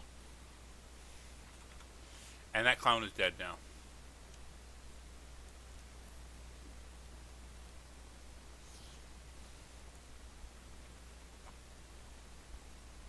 And as you kill him, the other thing you see is his nose completely breaks free and a little snozzling appears next to him.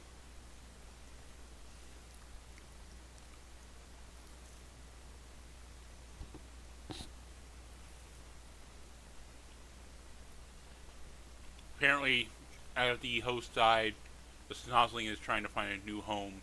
As like you see his tendrils that were enveloped in his brain and surrounding it and holding it into place now detaches, and you see these like long tendrils kind of sliding out of his nose as it comes out.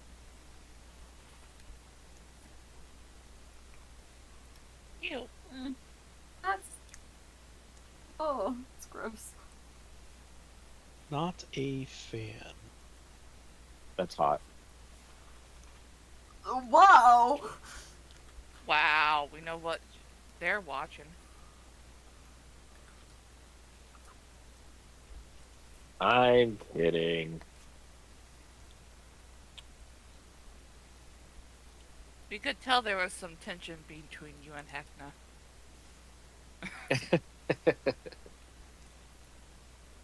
Maybe that's true. All right, that sounds like a interesting fetish there. All right.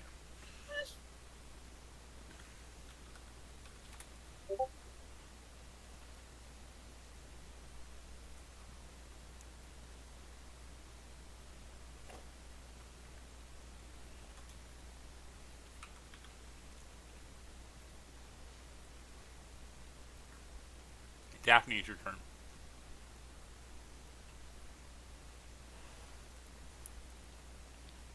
Fantastic. I'm gonna look over at the one that's next to me, and I'm gonna just punch him straight in the face. All right. Give me a attack roll. 19, That hit barely.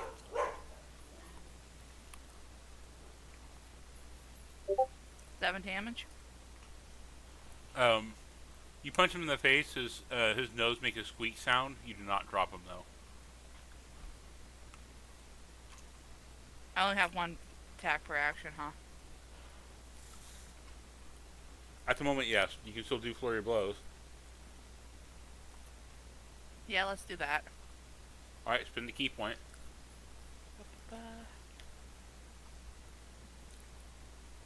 Scrolling, scrolling.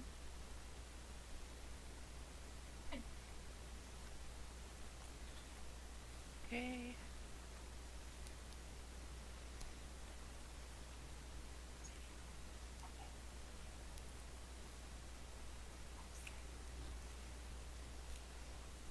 $17.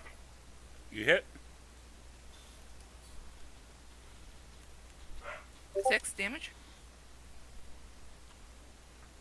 Two strikes hit him. One in the stomach, one in the face. And as you hit him in the face, he crumples the ground, and the nose flies off of him. And you see that a snozzling is coming out of him currently. You have one attack left. You can try to attack that snozzling that's flying in the air. I'm gonna fight that snozzling. You what? I'm gonna punch it. I'm gonna punch the snozzling. Yep. Give me an attack roll. 22. You hit. 6 damage. Alright, that snozzling completely pops like a zit, but with blood. Is he dead? Yep. Damn.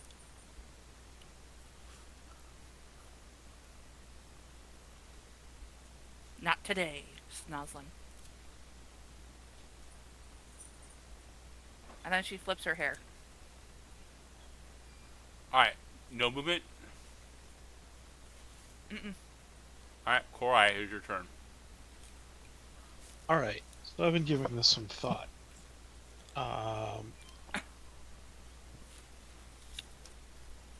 In most situations, I would want to shapeshift here, but I'm holding something which makes that kind of difficult.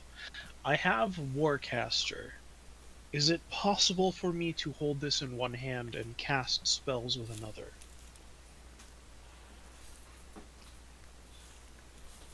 Normally when you shapeshift, you can take items with you with your shapeshifting. I did not know that. If this is a thing I can take with me, then I will do that instead.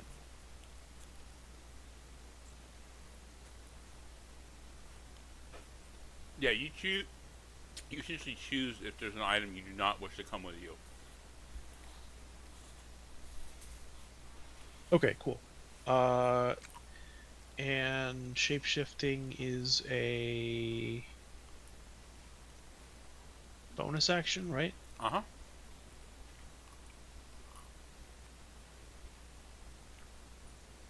What animal are you shapeshifting into? I'm going to shapeshift into a lion.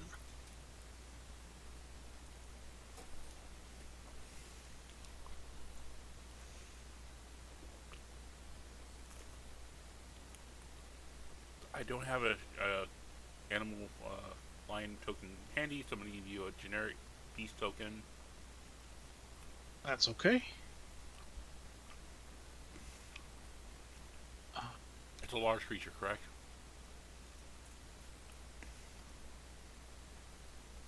It is, let's see. Yeah, large beast. All right. So you can't be in the square you're at because Cordelia is in the way. So you're going to have to back up and take attack opportunities if you do so. Okay. I don't want to do that then. In which case, I think what I'm going to do is I'm going to stay where I'm at, and I'm going to cast Moonbeam on this guy right here. Yeah, and you have Warcaster, so you can theoretically cast a spell that does not require a semantic component. If it has material components, you're screwed then. So it has to have verbal and semantic components only. Ah, I see. Okay, okay. Uh,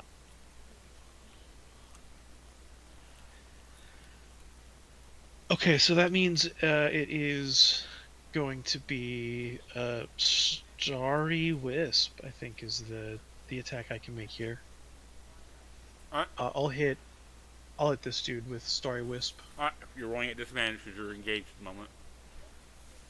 Yup.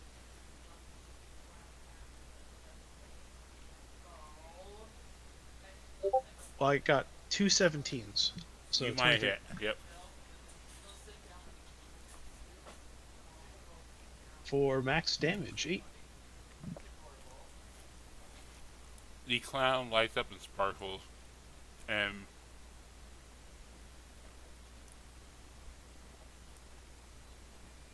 despite you searing at its flesh with the starlight that you infuse with your spell, it's kind of looking with a childlike wonderment as it's glittering at the moment.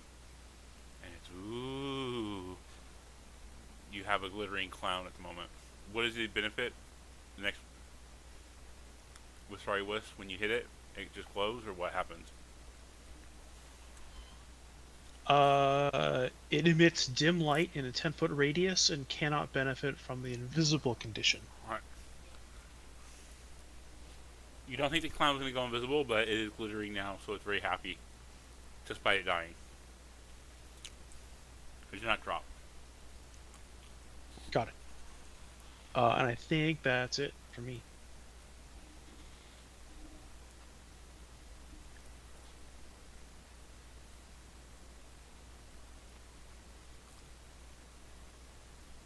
Jaina, is your turn.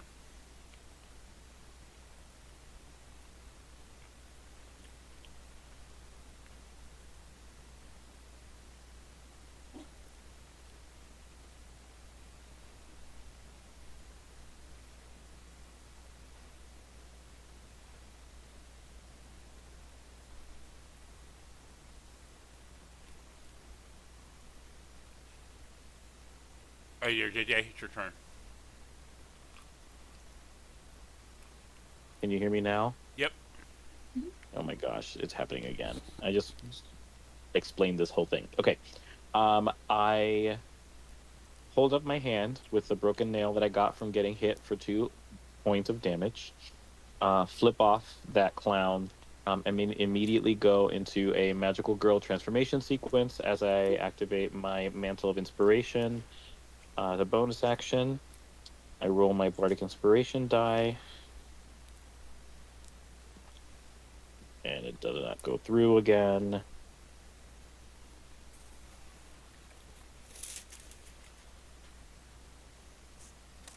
There we go. Love that for me. All right, everybody gets 2 temporary hit points.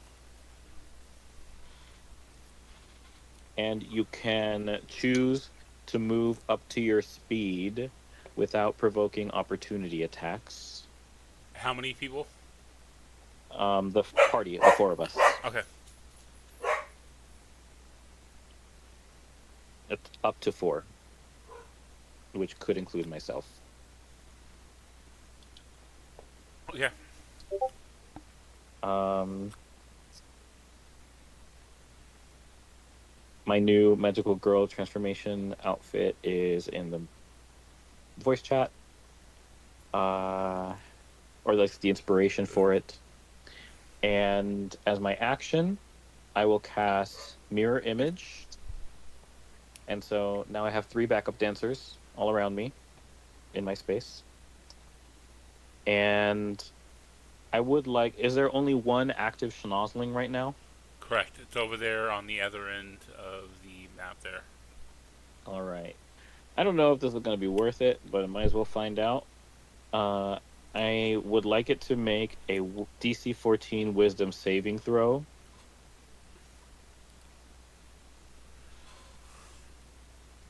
All right. Also, is anyone moving? They can spend a reaction now to move, and I believe they don't provoke attack opportunity, or they do. They It do doesn't. not. It does not. So anyone can spend a reaction and move currently if they wish to do so. I would like to, but if people are moving, I think we should coordinate. I would like to get next to another victim. You are already next to a victim. Also, like Okay. above table, there's really not a discussion on you move here, you move here. You don't have time to discuss tactics. It's basically you I'll make stay right there then. you make a I'll move decision. here. All right. Yeah, I basically just call out, okay, ladies, now let's get information. And you just get into place. Yep. All right. All of you have your mini transformation as Sailor Moon goes off here. Yep. I back up my full speed. So I go 30 feet back as Uh, well. Basically off map, I guess. And then the Stompling has to make that DC 14 wisdom save. okay.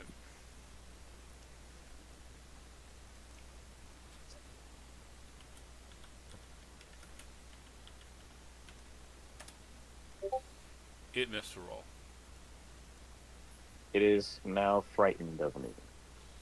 For up to 1 minute, but it can re-roll at the end of its turns to shake it off. You think it has no effect on this creature. Okay, that's what I thought. I wanted to test it. I wasn't sure if it was immune to that, but it's fine. All right. That'll be it for me. All right. The clowns say to you, Jaina, not so fast. And they, uh, again, tell 2 bad jokes. I'm not going to keep on telling bad dad jokes.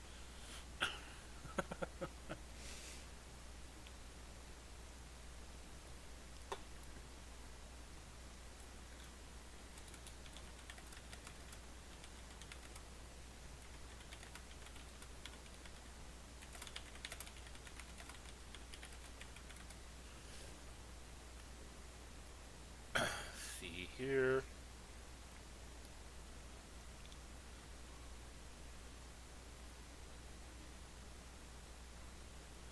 One of them says, I tried to make an animal balloon, but it was totally giraffic jam. How's that for a joke? And you get hit with psychic damage at it that lands.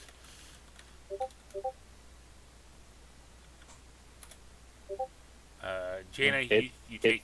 it it hits one of my backup dancers. Did you cast mirror image or what?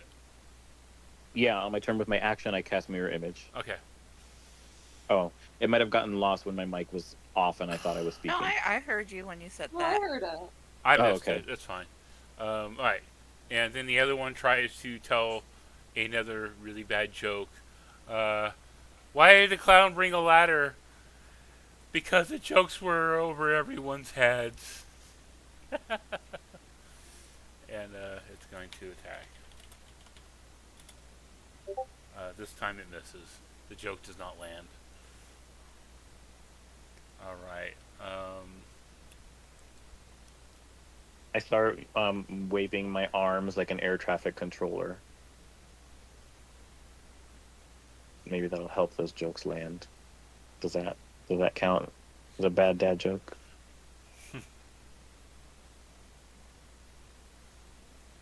All right. Korai, Cordelia, Daphne, you're all getting attacked. Getting Korai, you're getting attacked twice as the clowns move around, looking at you. They look at uh, your trudiment, and they lick their lips. Gross. Uh, Daphne, your miss. Cordelia, I miss you. Then Korai, maybe I can hit you once. Both misses. Wow. And this is turning into a comical slap fight. The snozzling goes. Snozzling should have went first, but that's fine.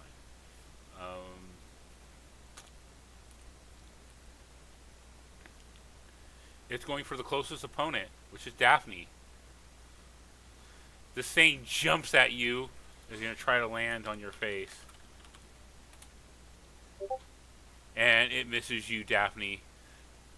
You have a bug underneath you at the moment.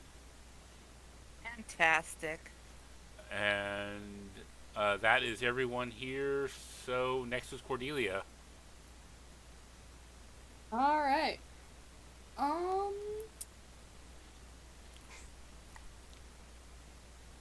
I think.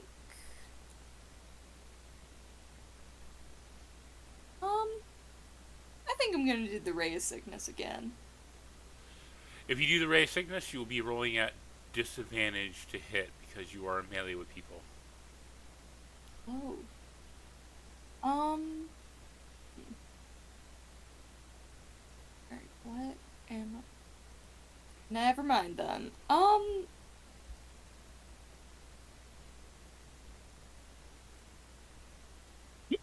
Excuse me.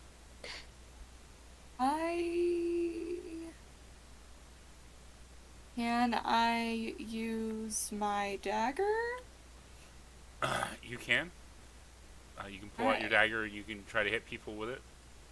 Would that be a disadvantage, or is that... No, melee attack would just Okay. be a normal attack roll. You get to roll at +4 to hit. Alright. Well then, I'm gonna hit the nearest clown. Okay. And that is a 14. 14 hits. Alright. 6 damage. 6 damage does not drop it as he's, ow, you wound me. Woe is me. And with that, anything else you're doing for a bonus for movement? I don't believe so. Alright. Daphne is your turn. Fantastic. I'm squashing the bug. Alright, you stomp on the bug, give me an attack roll.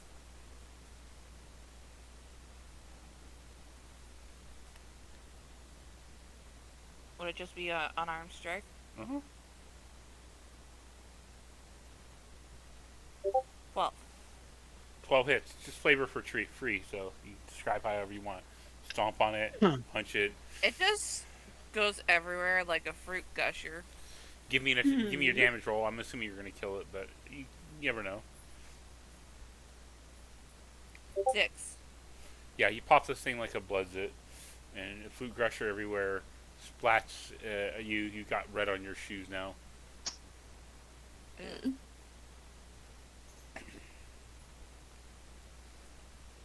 That's fine. I'll just clean it. All right, so you can either do a bonus action attack, or you can do a reaction or a focus point to do a further blows.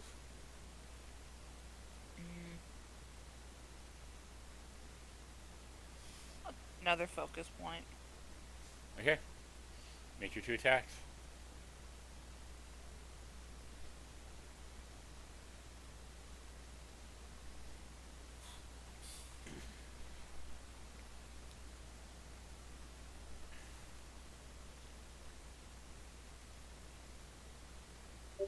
21. 21 hits.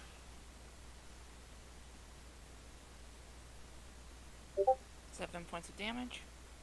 Does not drop as you break this guy's like teeth out. I'm aiming for you know what. The nose. All right. Then I'm smacking him again. Okay, go ahead and make attack. Does not hit. It does not. The blood made me kind of just slip right past him. All right.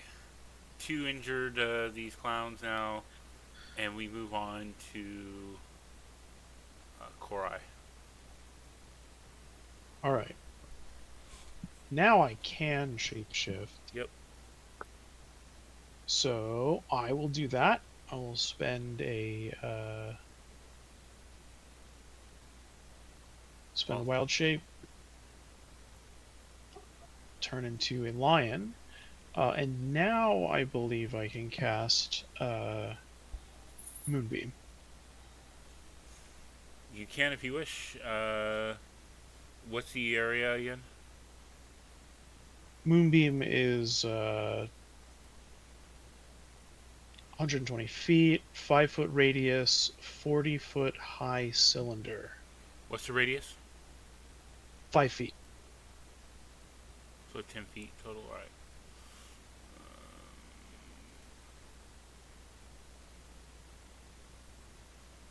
Alright, so that should be these squares here. You should be able to grab that now and place it where you want. I'm going to put it right here. You'll be affecting Cordelia.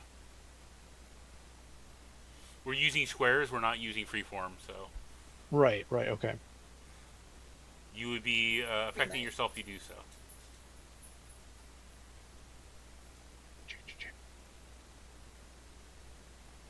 Sure, I'll take a 5-foot step back and then do this. Okay. The 2 clowns try to attack you. Bring it.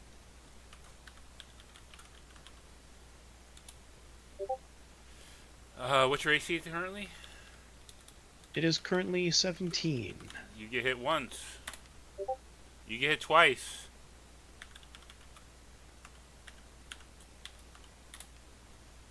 You're taking 10 points of bludgeoning damage. And now they make their saving throws. Is it a dex save?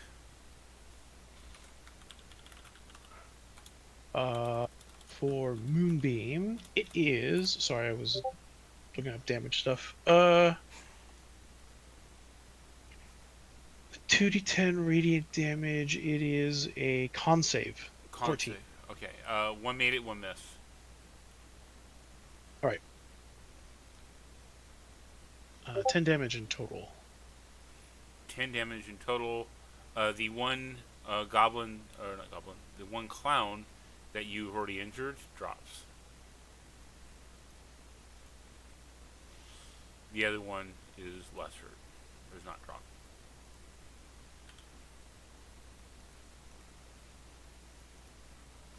And now a shaft of light comes out from the woods here, the canopy, and it's like you're like, wait a minute, how is this happening? Where's Heckna's moon? And then all of a sudden, boom, large bright light from you come, and we go on now to Jaina. Does it not spawn a snozzling? It does, actually. I forgot to put the snozzling out.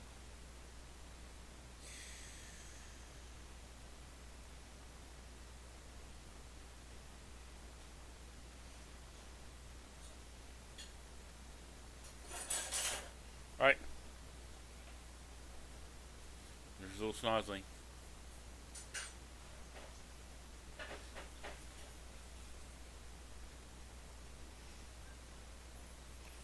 Jaina, it is your turn. All right. 1 second here.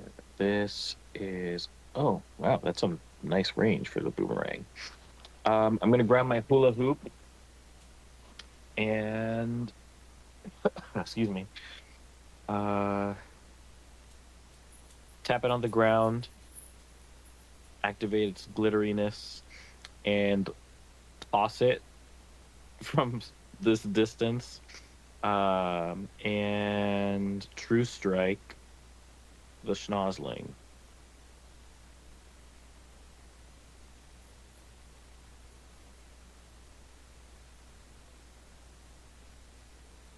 Is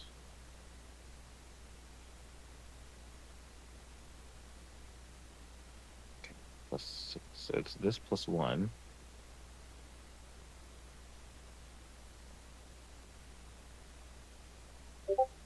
$15.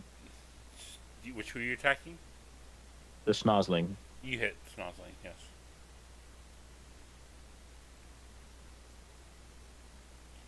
And this was a true strike. Is a True Strike, so that is 8 radiant damage. Okay. Unfortunately, I don't get the boomerang back because I hit. And as a bardic inspiration, I will send a bardic inspiration.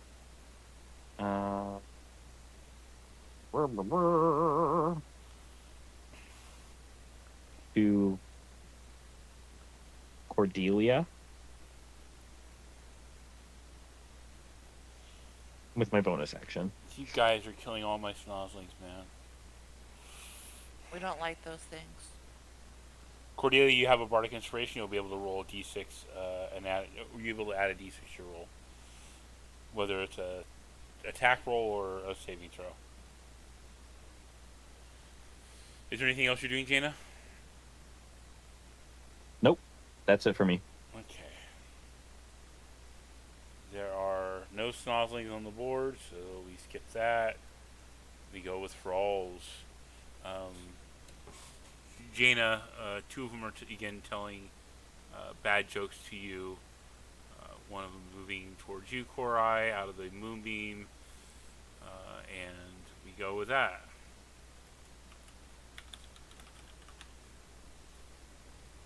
See, we go. First of all, we'll go with Korai. AC 16. 17. Alright, it misses. Alright, and then we will attack Daphne. Nat 20. Dun, dun, dun. You are getting attacked with a baseball bat. I can't believe my own father is celebrating hitting me. You take 8 points of damage. They snuck up behind me, didn't they? No, you know what? I was probably scraping the Snozzling from my shoe and they got my butt. And remember, you get to do something if you wish to spend a reaction on. Oh, can I smack him? No, you have the ability to deflect attacks, remember? She played a monk throughout, like, a year-long period. Yeah, but it's... Oh. Yeah. I only have 4 points right now. It doesn't take a key point to deflect attack. You spend a reaction, you roll 1 die 10 plus 7, and if you reduce the damage, then you can spend a focus point and have it hit something else next to it. Okay, let's do that.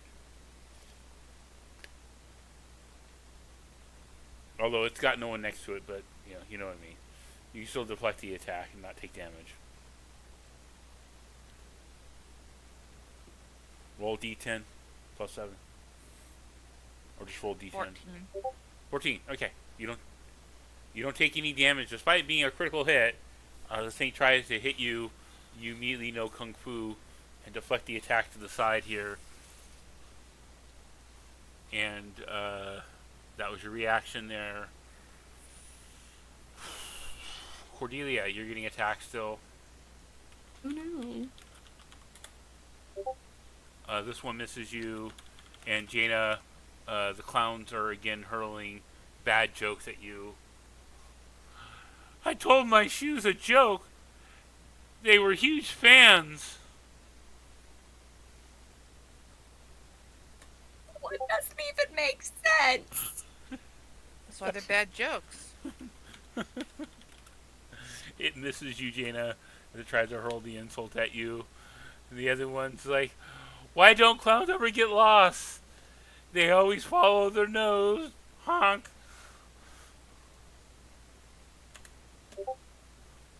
What's your AC, Jaina? They're 15, right? 15. Yep. Yep. The joke didn't land either. Both the insults missed. I'm rolling horribly, guys. So just let you guys know. That is all of the clowns. They've gone, and we will go next to Cordelia. For what it's worth, All right. Chad, I really appreciate your rolls. Don't feel bad. I'm sure you do.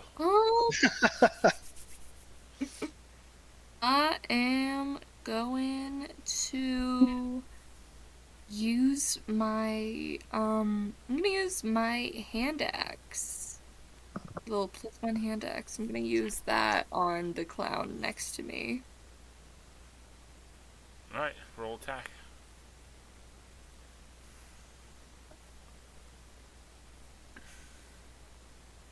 And that is an 18. 18 hits. That is 2 for damage. Fortunately, the one that you hurt did not drop from just he slashed it. You give it a superficial wound. You honked his nose. That's it. Wah.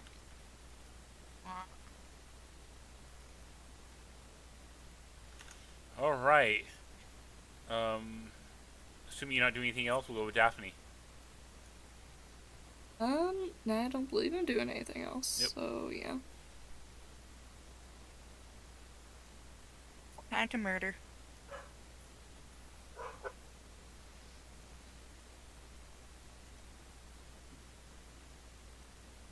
Oh my gosh, there's another one right behind me. Which one's hurt me? The one to the south. I'm hitting that one. Okay? Well, actually, which one's lower? The one I attacked already is lower hit points. That's the one. Oh, yeah, motherfucker, I'm killing you. Definitely turns around and just smacks him. Tries to.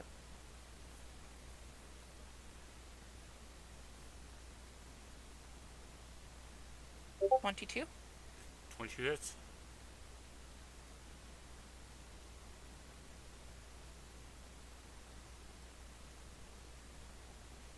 Eight points of damage. It drops. You crack its skull as it falls to the ground, and this once again has a little snozzling appear next to it, giving off a little honking sound as it does so. Alright.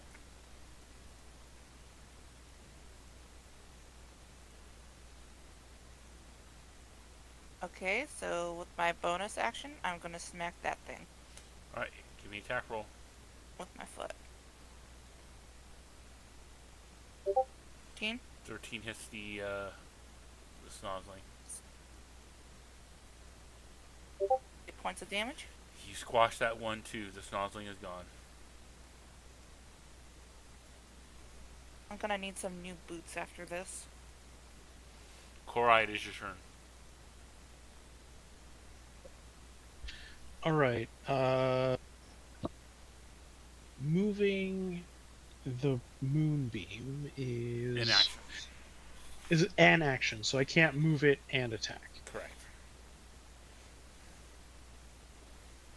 Well, then I will spend the action to move this here, Okay. and then I will also move here. Alright.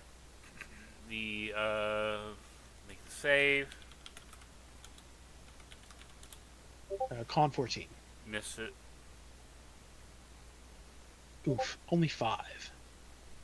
Alright, does not drop the one that's on. Oh, on the one on Cordelia? Yeah, it drops. You singed it. It did. It was already.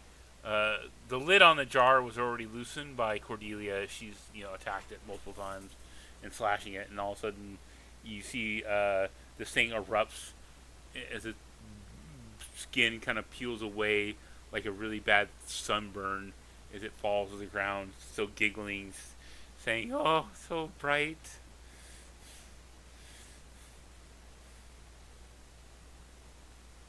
All right. Korai, anything else? Nope, that's it. Jana, it's your turn. And there's a snozzling that appears.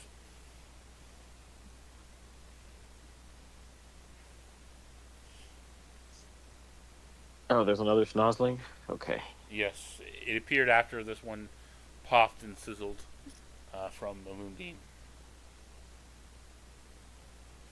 Seem to be eyeing Cordelia.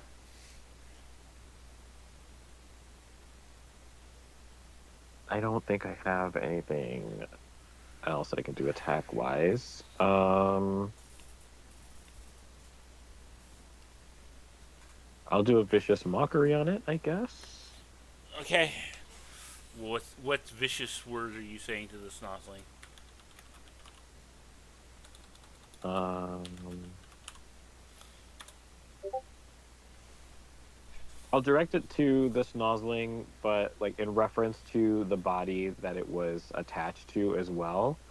Um, and I'll say, I feel like people just don't really get your whole thing, right? Like, you're wait, your makeup, you're very talented at what you do with it. I've just never met anybody who can shove their head so far into their own ass without smudging their eyeliner. And the little snozzling immediately starts vibrating. Pop! And it pops like a little zit. You seemingly insulted this thing to death. Oh, wait, it didn't die. You only did 2 points of damage? Jesus. I did. Ugh. Oh, no. It's still alive. It had more hit points than that. But it has disadvantage on its next attack roll before the end of its next turn. Okay. I'll try to kill Cordelia before that. Anything else? Bardic Inspiration to Daphne. Alright. Cordelia, a little snozzling jumps at you. Oh! Good news is that it has disadvantage on you, and it missed. As it tries to come for you, you dodge out of the way, lunging. It seemed to be a little bit discombobulated from the insult about it looking like a brown nose. Alright. That was that snozzling. Now we go on to the clowns. This clown's gonna go for you, Korai. The other one's gonna insult you, Dana. Not Dana. Daphne, you're getting attacked, and then Jaina is getting attacked as well. So you, Daphne, 19 hits. You can spin that reaction to try to deflect the blow again. I will. That's what I was just thinking about since you reminded me the last time. Deflect attack. 14. Yep, you deflect it.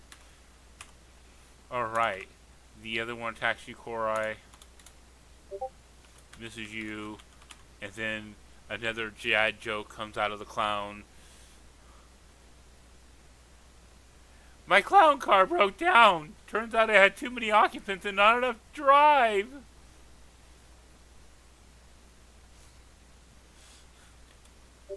And that one fell flat, just like the others. Oh boy. All right. I hope you guys are appreciating my dad jokes. They're pretty good. All right, and then that was all the clowns.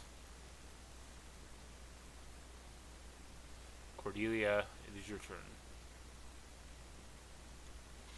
I'm going to. Let me. I'm gonna try and attack the snozling that's currently trying to go at me, so I'm gonna hit that with my dagger. All right, give me a dagger roll.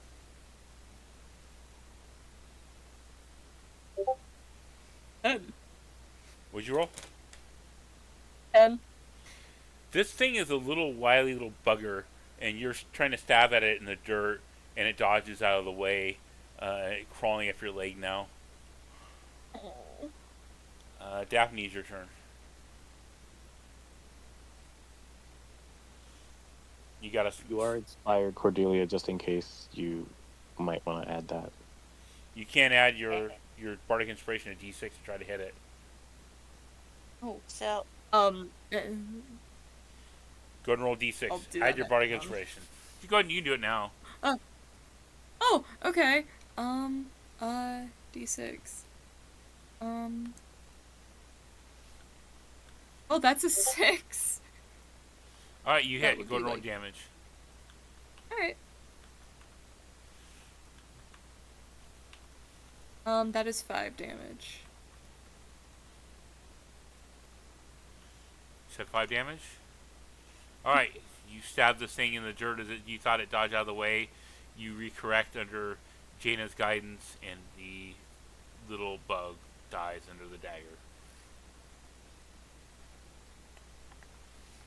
Alright, now Daphne, your turn, as Cordelia has taken care of her snozling.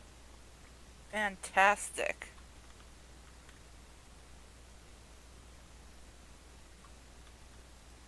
Uh,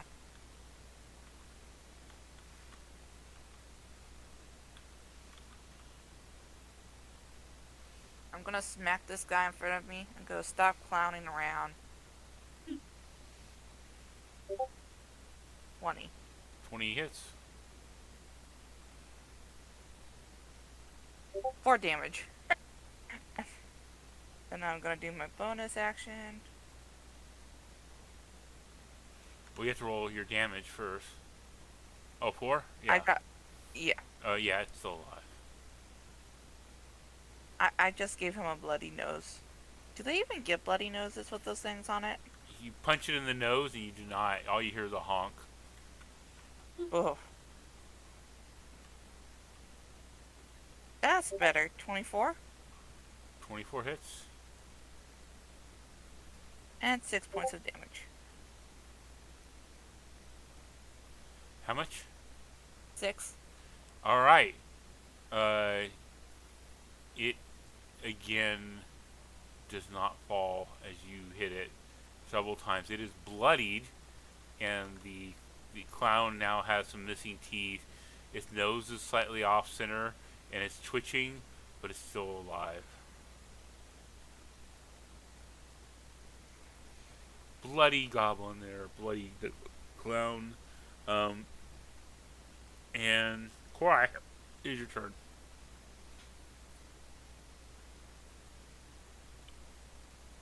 All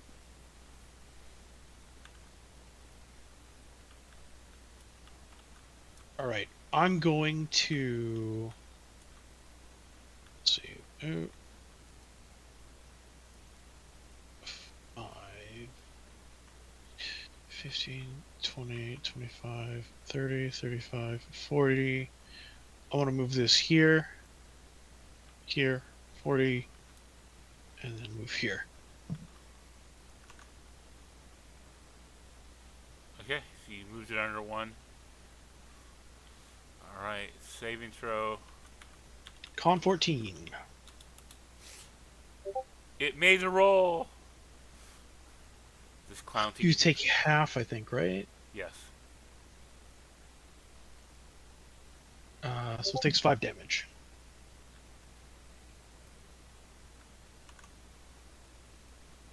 Five damage does not drop it.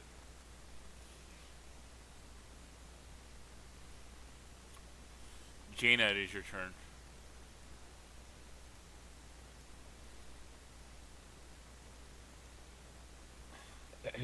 I'll start by giving Quorai my last bardic inspiration, my bonus action.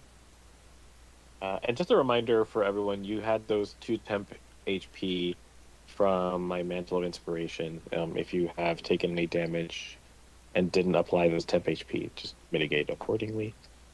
And I'll Vicious Mockery. No schnozzlings yet. So the one that is in the Moonbeam, I will say.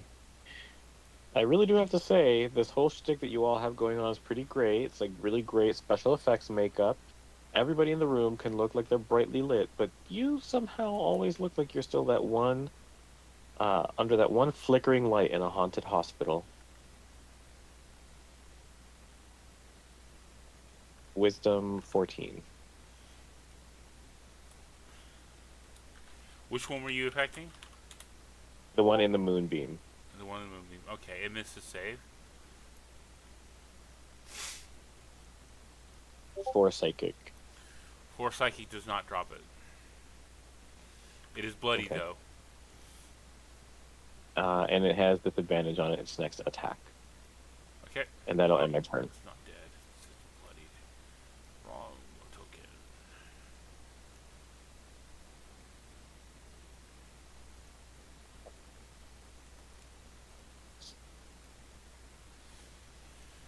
All right.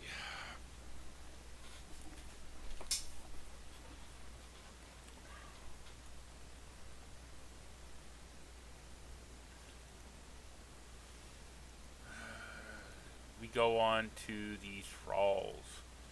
Uh,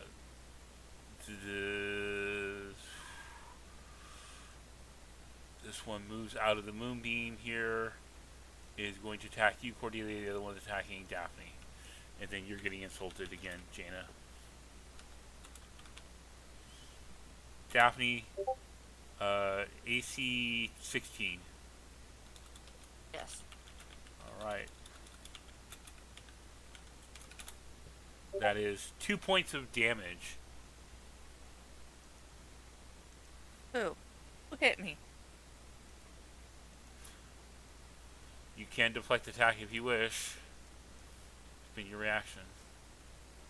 Oh, yeah.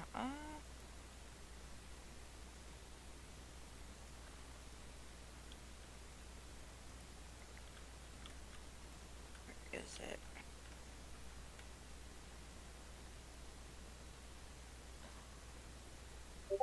Yes.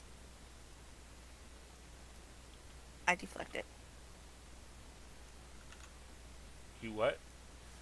I deflect it. Okay, you can spend a key point if you wish and have it hit the other guy. Oh no, no, never mind. I just say I just move it away from me. Oh, you're going to do the push attack? No, I'm just moving out of the way.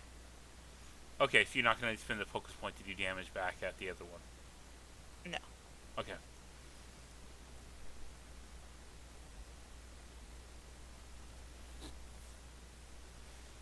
And the other one attacks Cordelia.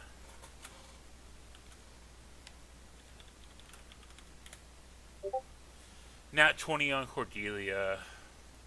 Oof.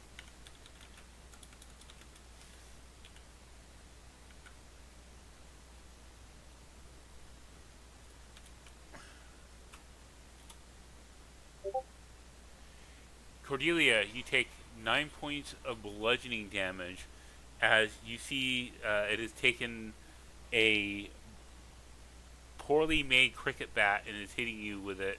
And it looks like it's been repaired and bandaged and taped together. And as he hits it, it splinters the cricket bat. And you take that 9. Remember, you have the temporary hit points, so you're probably taking less. Yeah.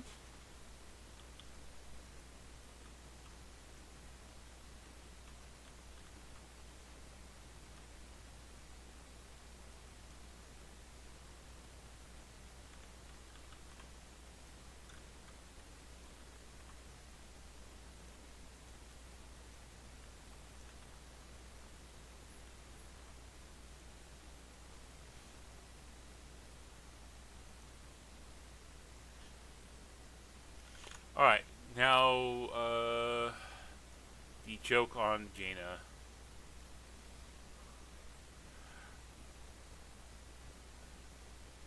I tried to tell a serious joke once. It went over like a lead balloon animal.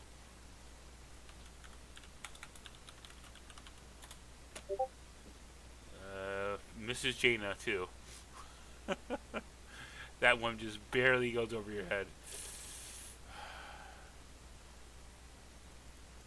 And now we go with Cordelia. Your turn again.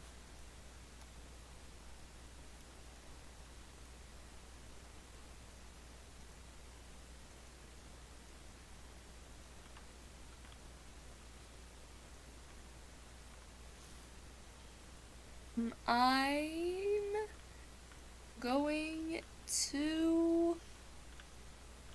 I'm gonna hit the nearest clown with my dagger.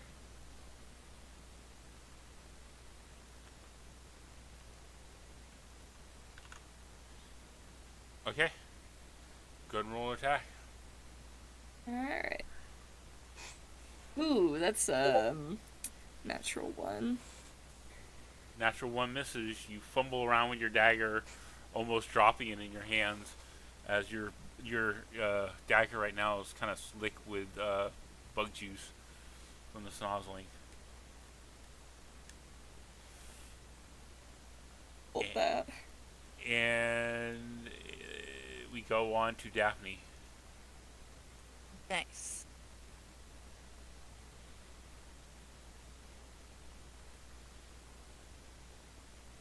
Yeah, so I'm punching that guy in front of me again.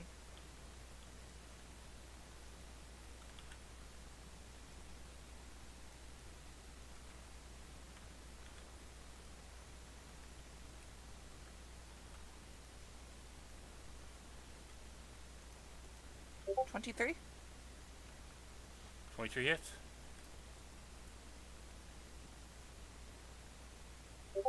Nine points of damage. 9 points of damage. Drops it. And then I'm going for the snozzling coming out of him. The snozzling currently is actually not in the adjacent square to you. You'd have to move if you wish to get to it, because it moves. It appeared above you, above it. Will that give it an attack of opportunity? No, because the one clown is not. You're not leaving its threat range. Okay, then I'm going towards it and smacking it. Okay.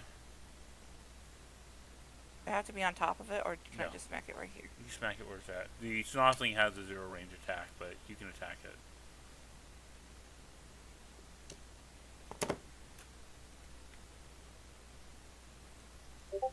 Or 16. 16 hits. 6 points. 6 points, it drops it. Another one crushed under my foot. Alright. Unless you're doing anything else, we go on to Korai. That's me. I'm gonna move the moonbeam one over.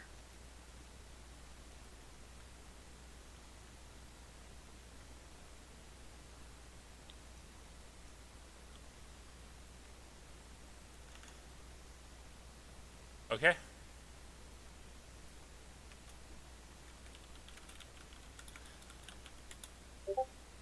It made it safe.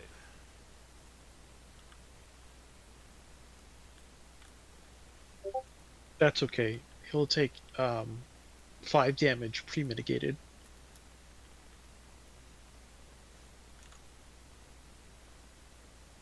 Alright, So that's what, 3, 2? it would be 2. And that goblin drops as well. Or that troll drops. I keep on saying goblins because they look like goblins, but he actually drops.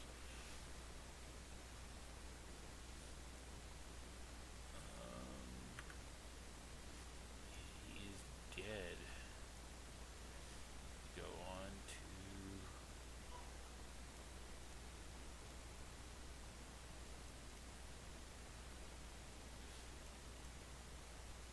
to. Alright. Korai, anything else? I'll move here, Alright. and that'll be my turn. Okay. Gina, it is your turn. Yeah, do you remember where the snozzling was, like around here? That I don't know that I killed earlier. Was it that square or a different square? I don't know. What's your intent? What are you Basically, I'm trying trying to to get at? see like if I were to move my speed, would I be close enough to get my boomerang, my hula hoop?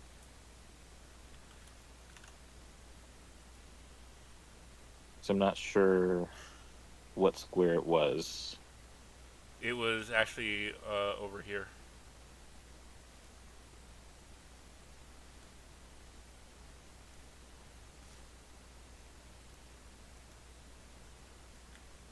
Okay, so I'll do that. I'll move over here and pick it up. And then frisbee golf it around Daphne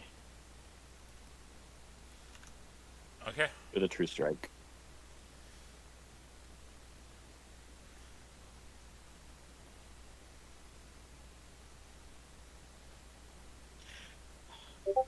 $15 to hit. Yes. Ignore that second one. And 6 radiant damage. You destroy the snozzling once again. It is gone. Alrighty.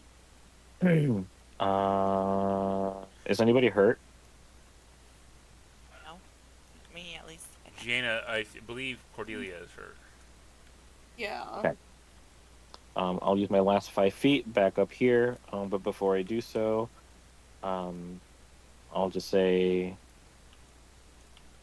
"You're doing amazing, sweetie," and healing word you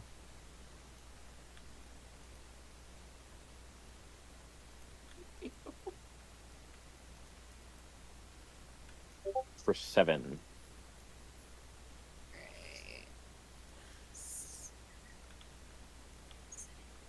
And that'll end my turn.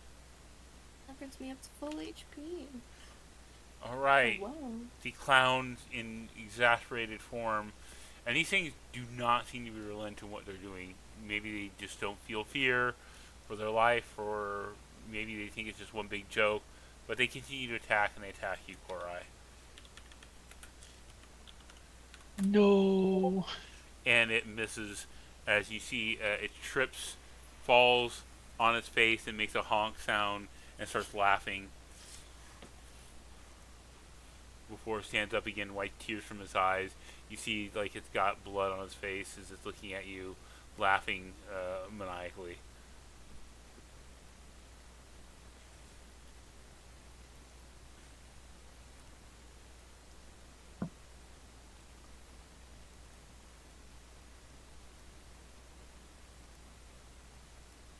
Alrighty.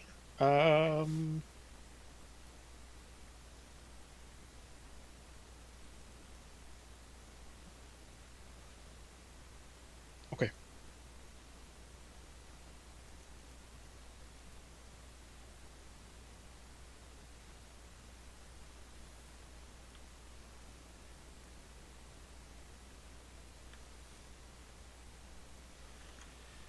Alright.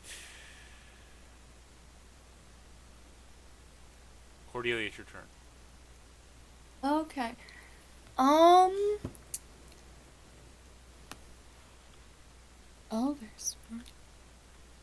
I'm going to cast, um,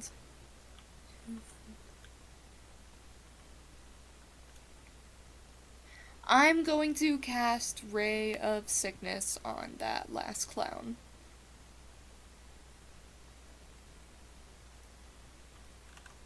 Okay. Go and roll your attack. That is 22. 22 hits. 9.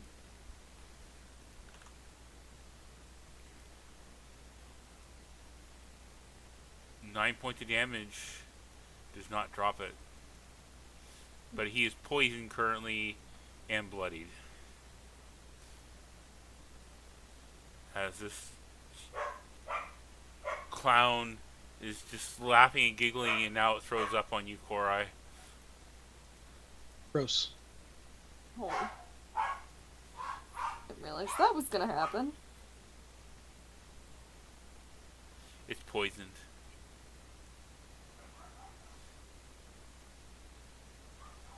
Alright. Daphne, it's your turn. Awesome.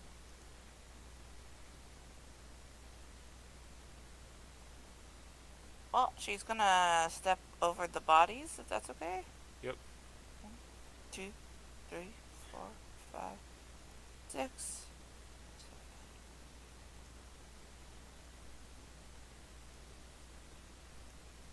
Yeah, I can get over there. And she's gonna smack him. Alright, make attack.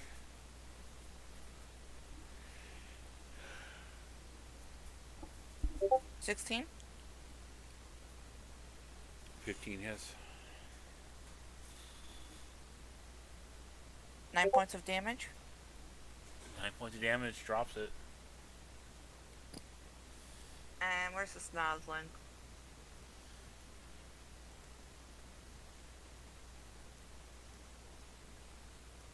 Yeah. Can I attack it, or do I have to move? You have to move. It's in the little quadrant. Lower. Okay, I'm attacking it. Okay, make an attack roll. 17. 17 hits. 9 points of damage. Alright. Describe how you killed this last one. You know, my signature stomp. Stomp, stomp, stomp, and then she's wiping her boots off. I gotta run to the bathroom. Alright. And with that, the dust is settled. And you are once again in a very eerily quiet forest. Thankfully, much better and not too worse for wear, as your DM rolled really low.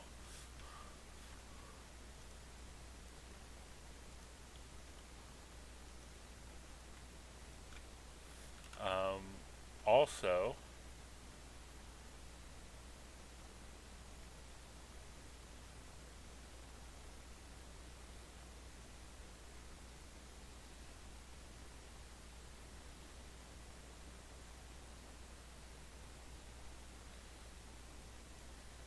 Totally forgot about the bag of tricks.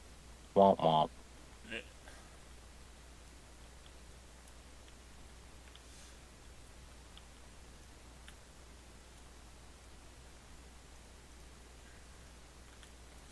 I'll wait for Aurora to get back.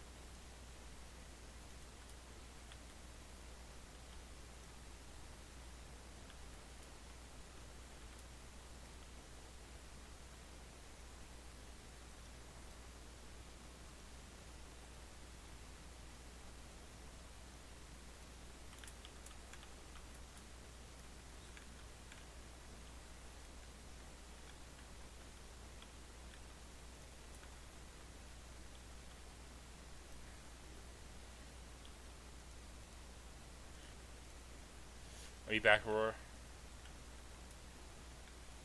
Alright, I'll just go with you. Korai, you're nearby the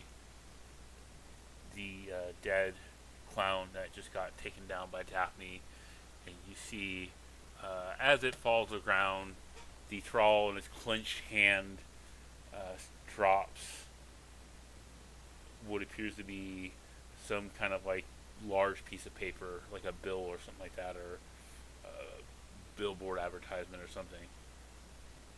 Interesting. I go to pick it up. Currently, you're a bear or a lion. All right. Um,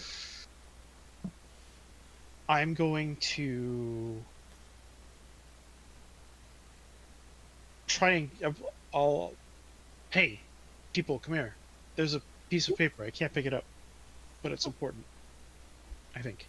Um, Um, could I perhaps pick it up? Yeah, you can go over there and pick it up. You All see, right. you look at it. It is a crumpled advertisement for Felix's Elixirs. oh, it's a Felix's Elixirs advertisement. Oh, Yeah. my I wonder what apologies. this is doing out here.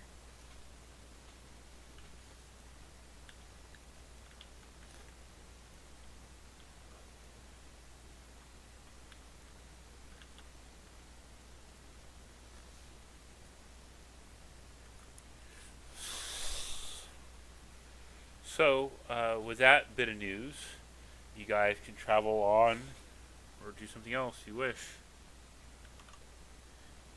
I think we want to keep moving to drop this thing off, right? Yeah. So these clowns just attacked us for no reason. So, you guys kind of don't have to go deep in the forest. The, the forest is dark and it's cool. Definitely chill permeating in the air as you step beyond this perimeter of the surface here. The only light source that you are having at the moment, besides the occasional patches of moonlight that are very thin, is from the glow that's residually taking place from the Revelia lights, which barely illuminate your dirt path. Following the path leads you into a clearing.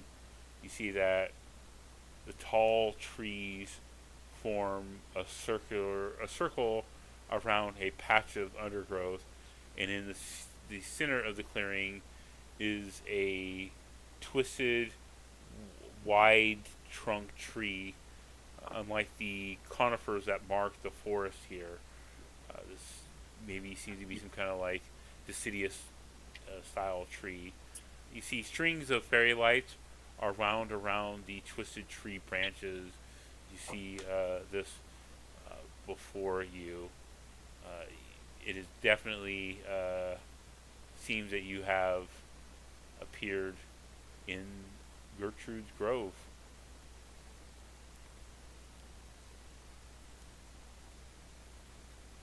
Let me see if there's anything else here. Hold on a second.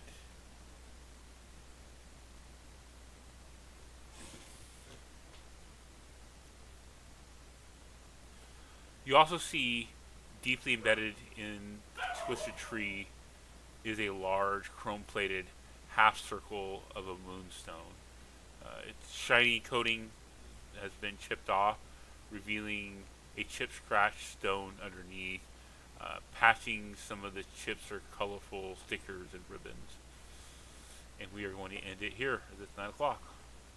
Dun dun dun. Dun dun dun.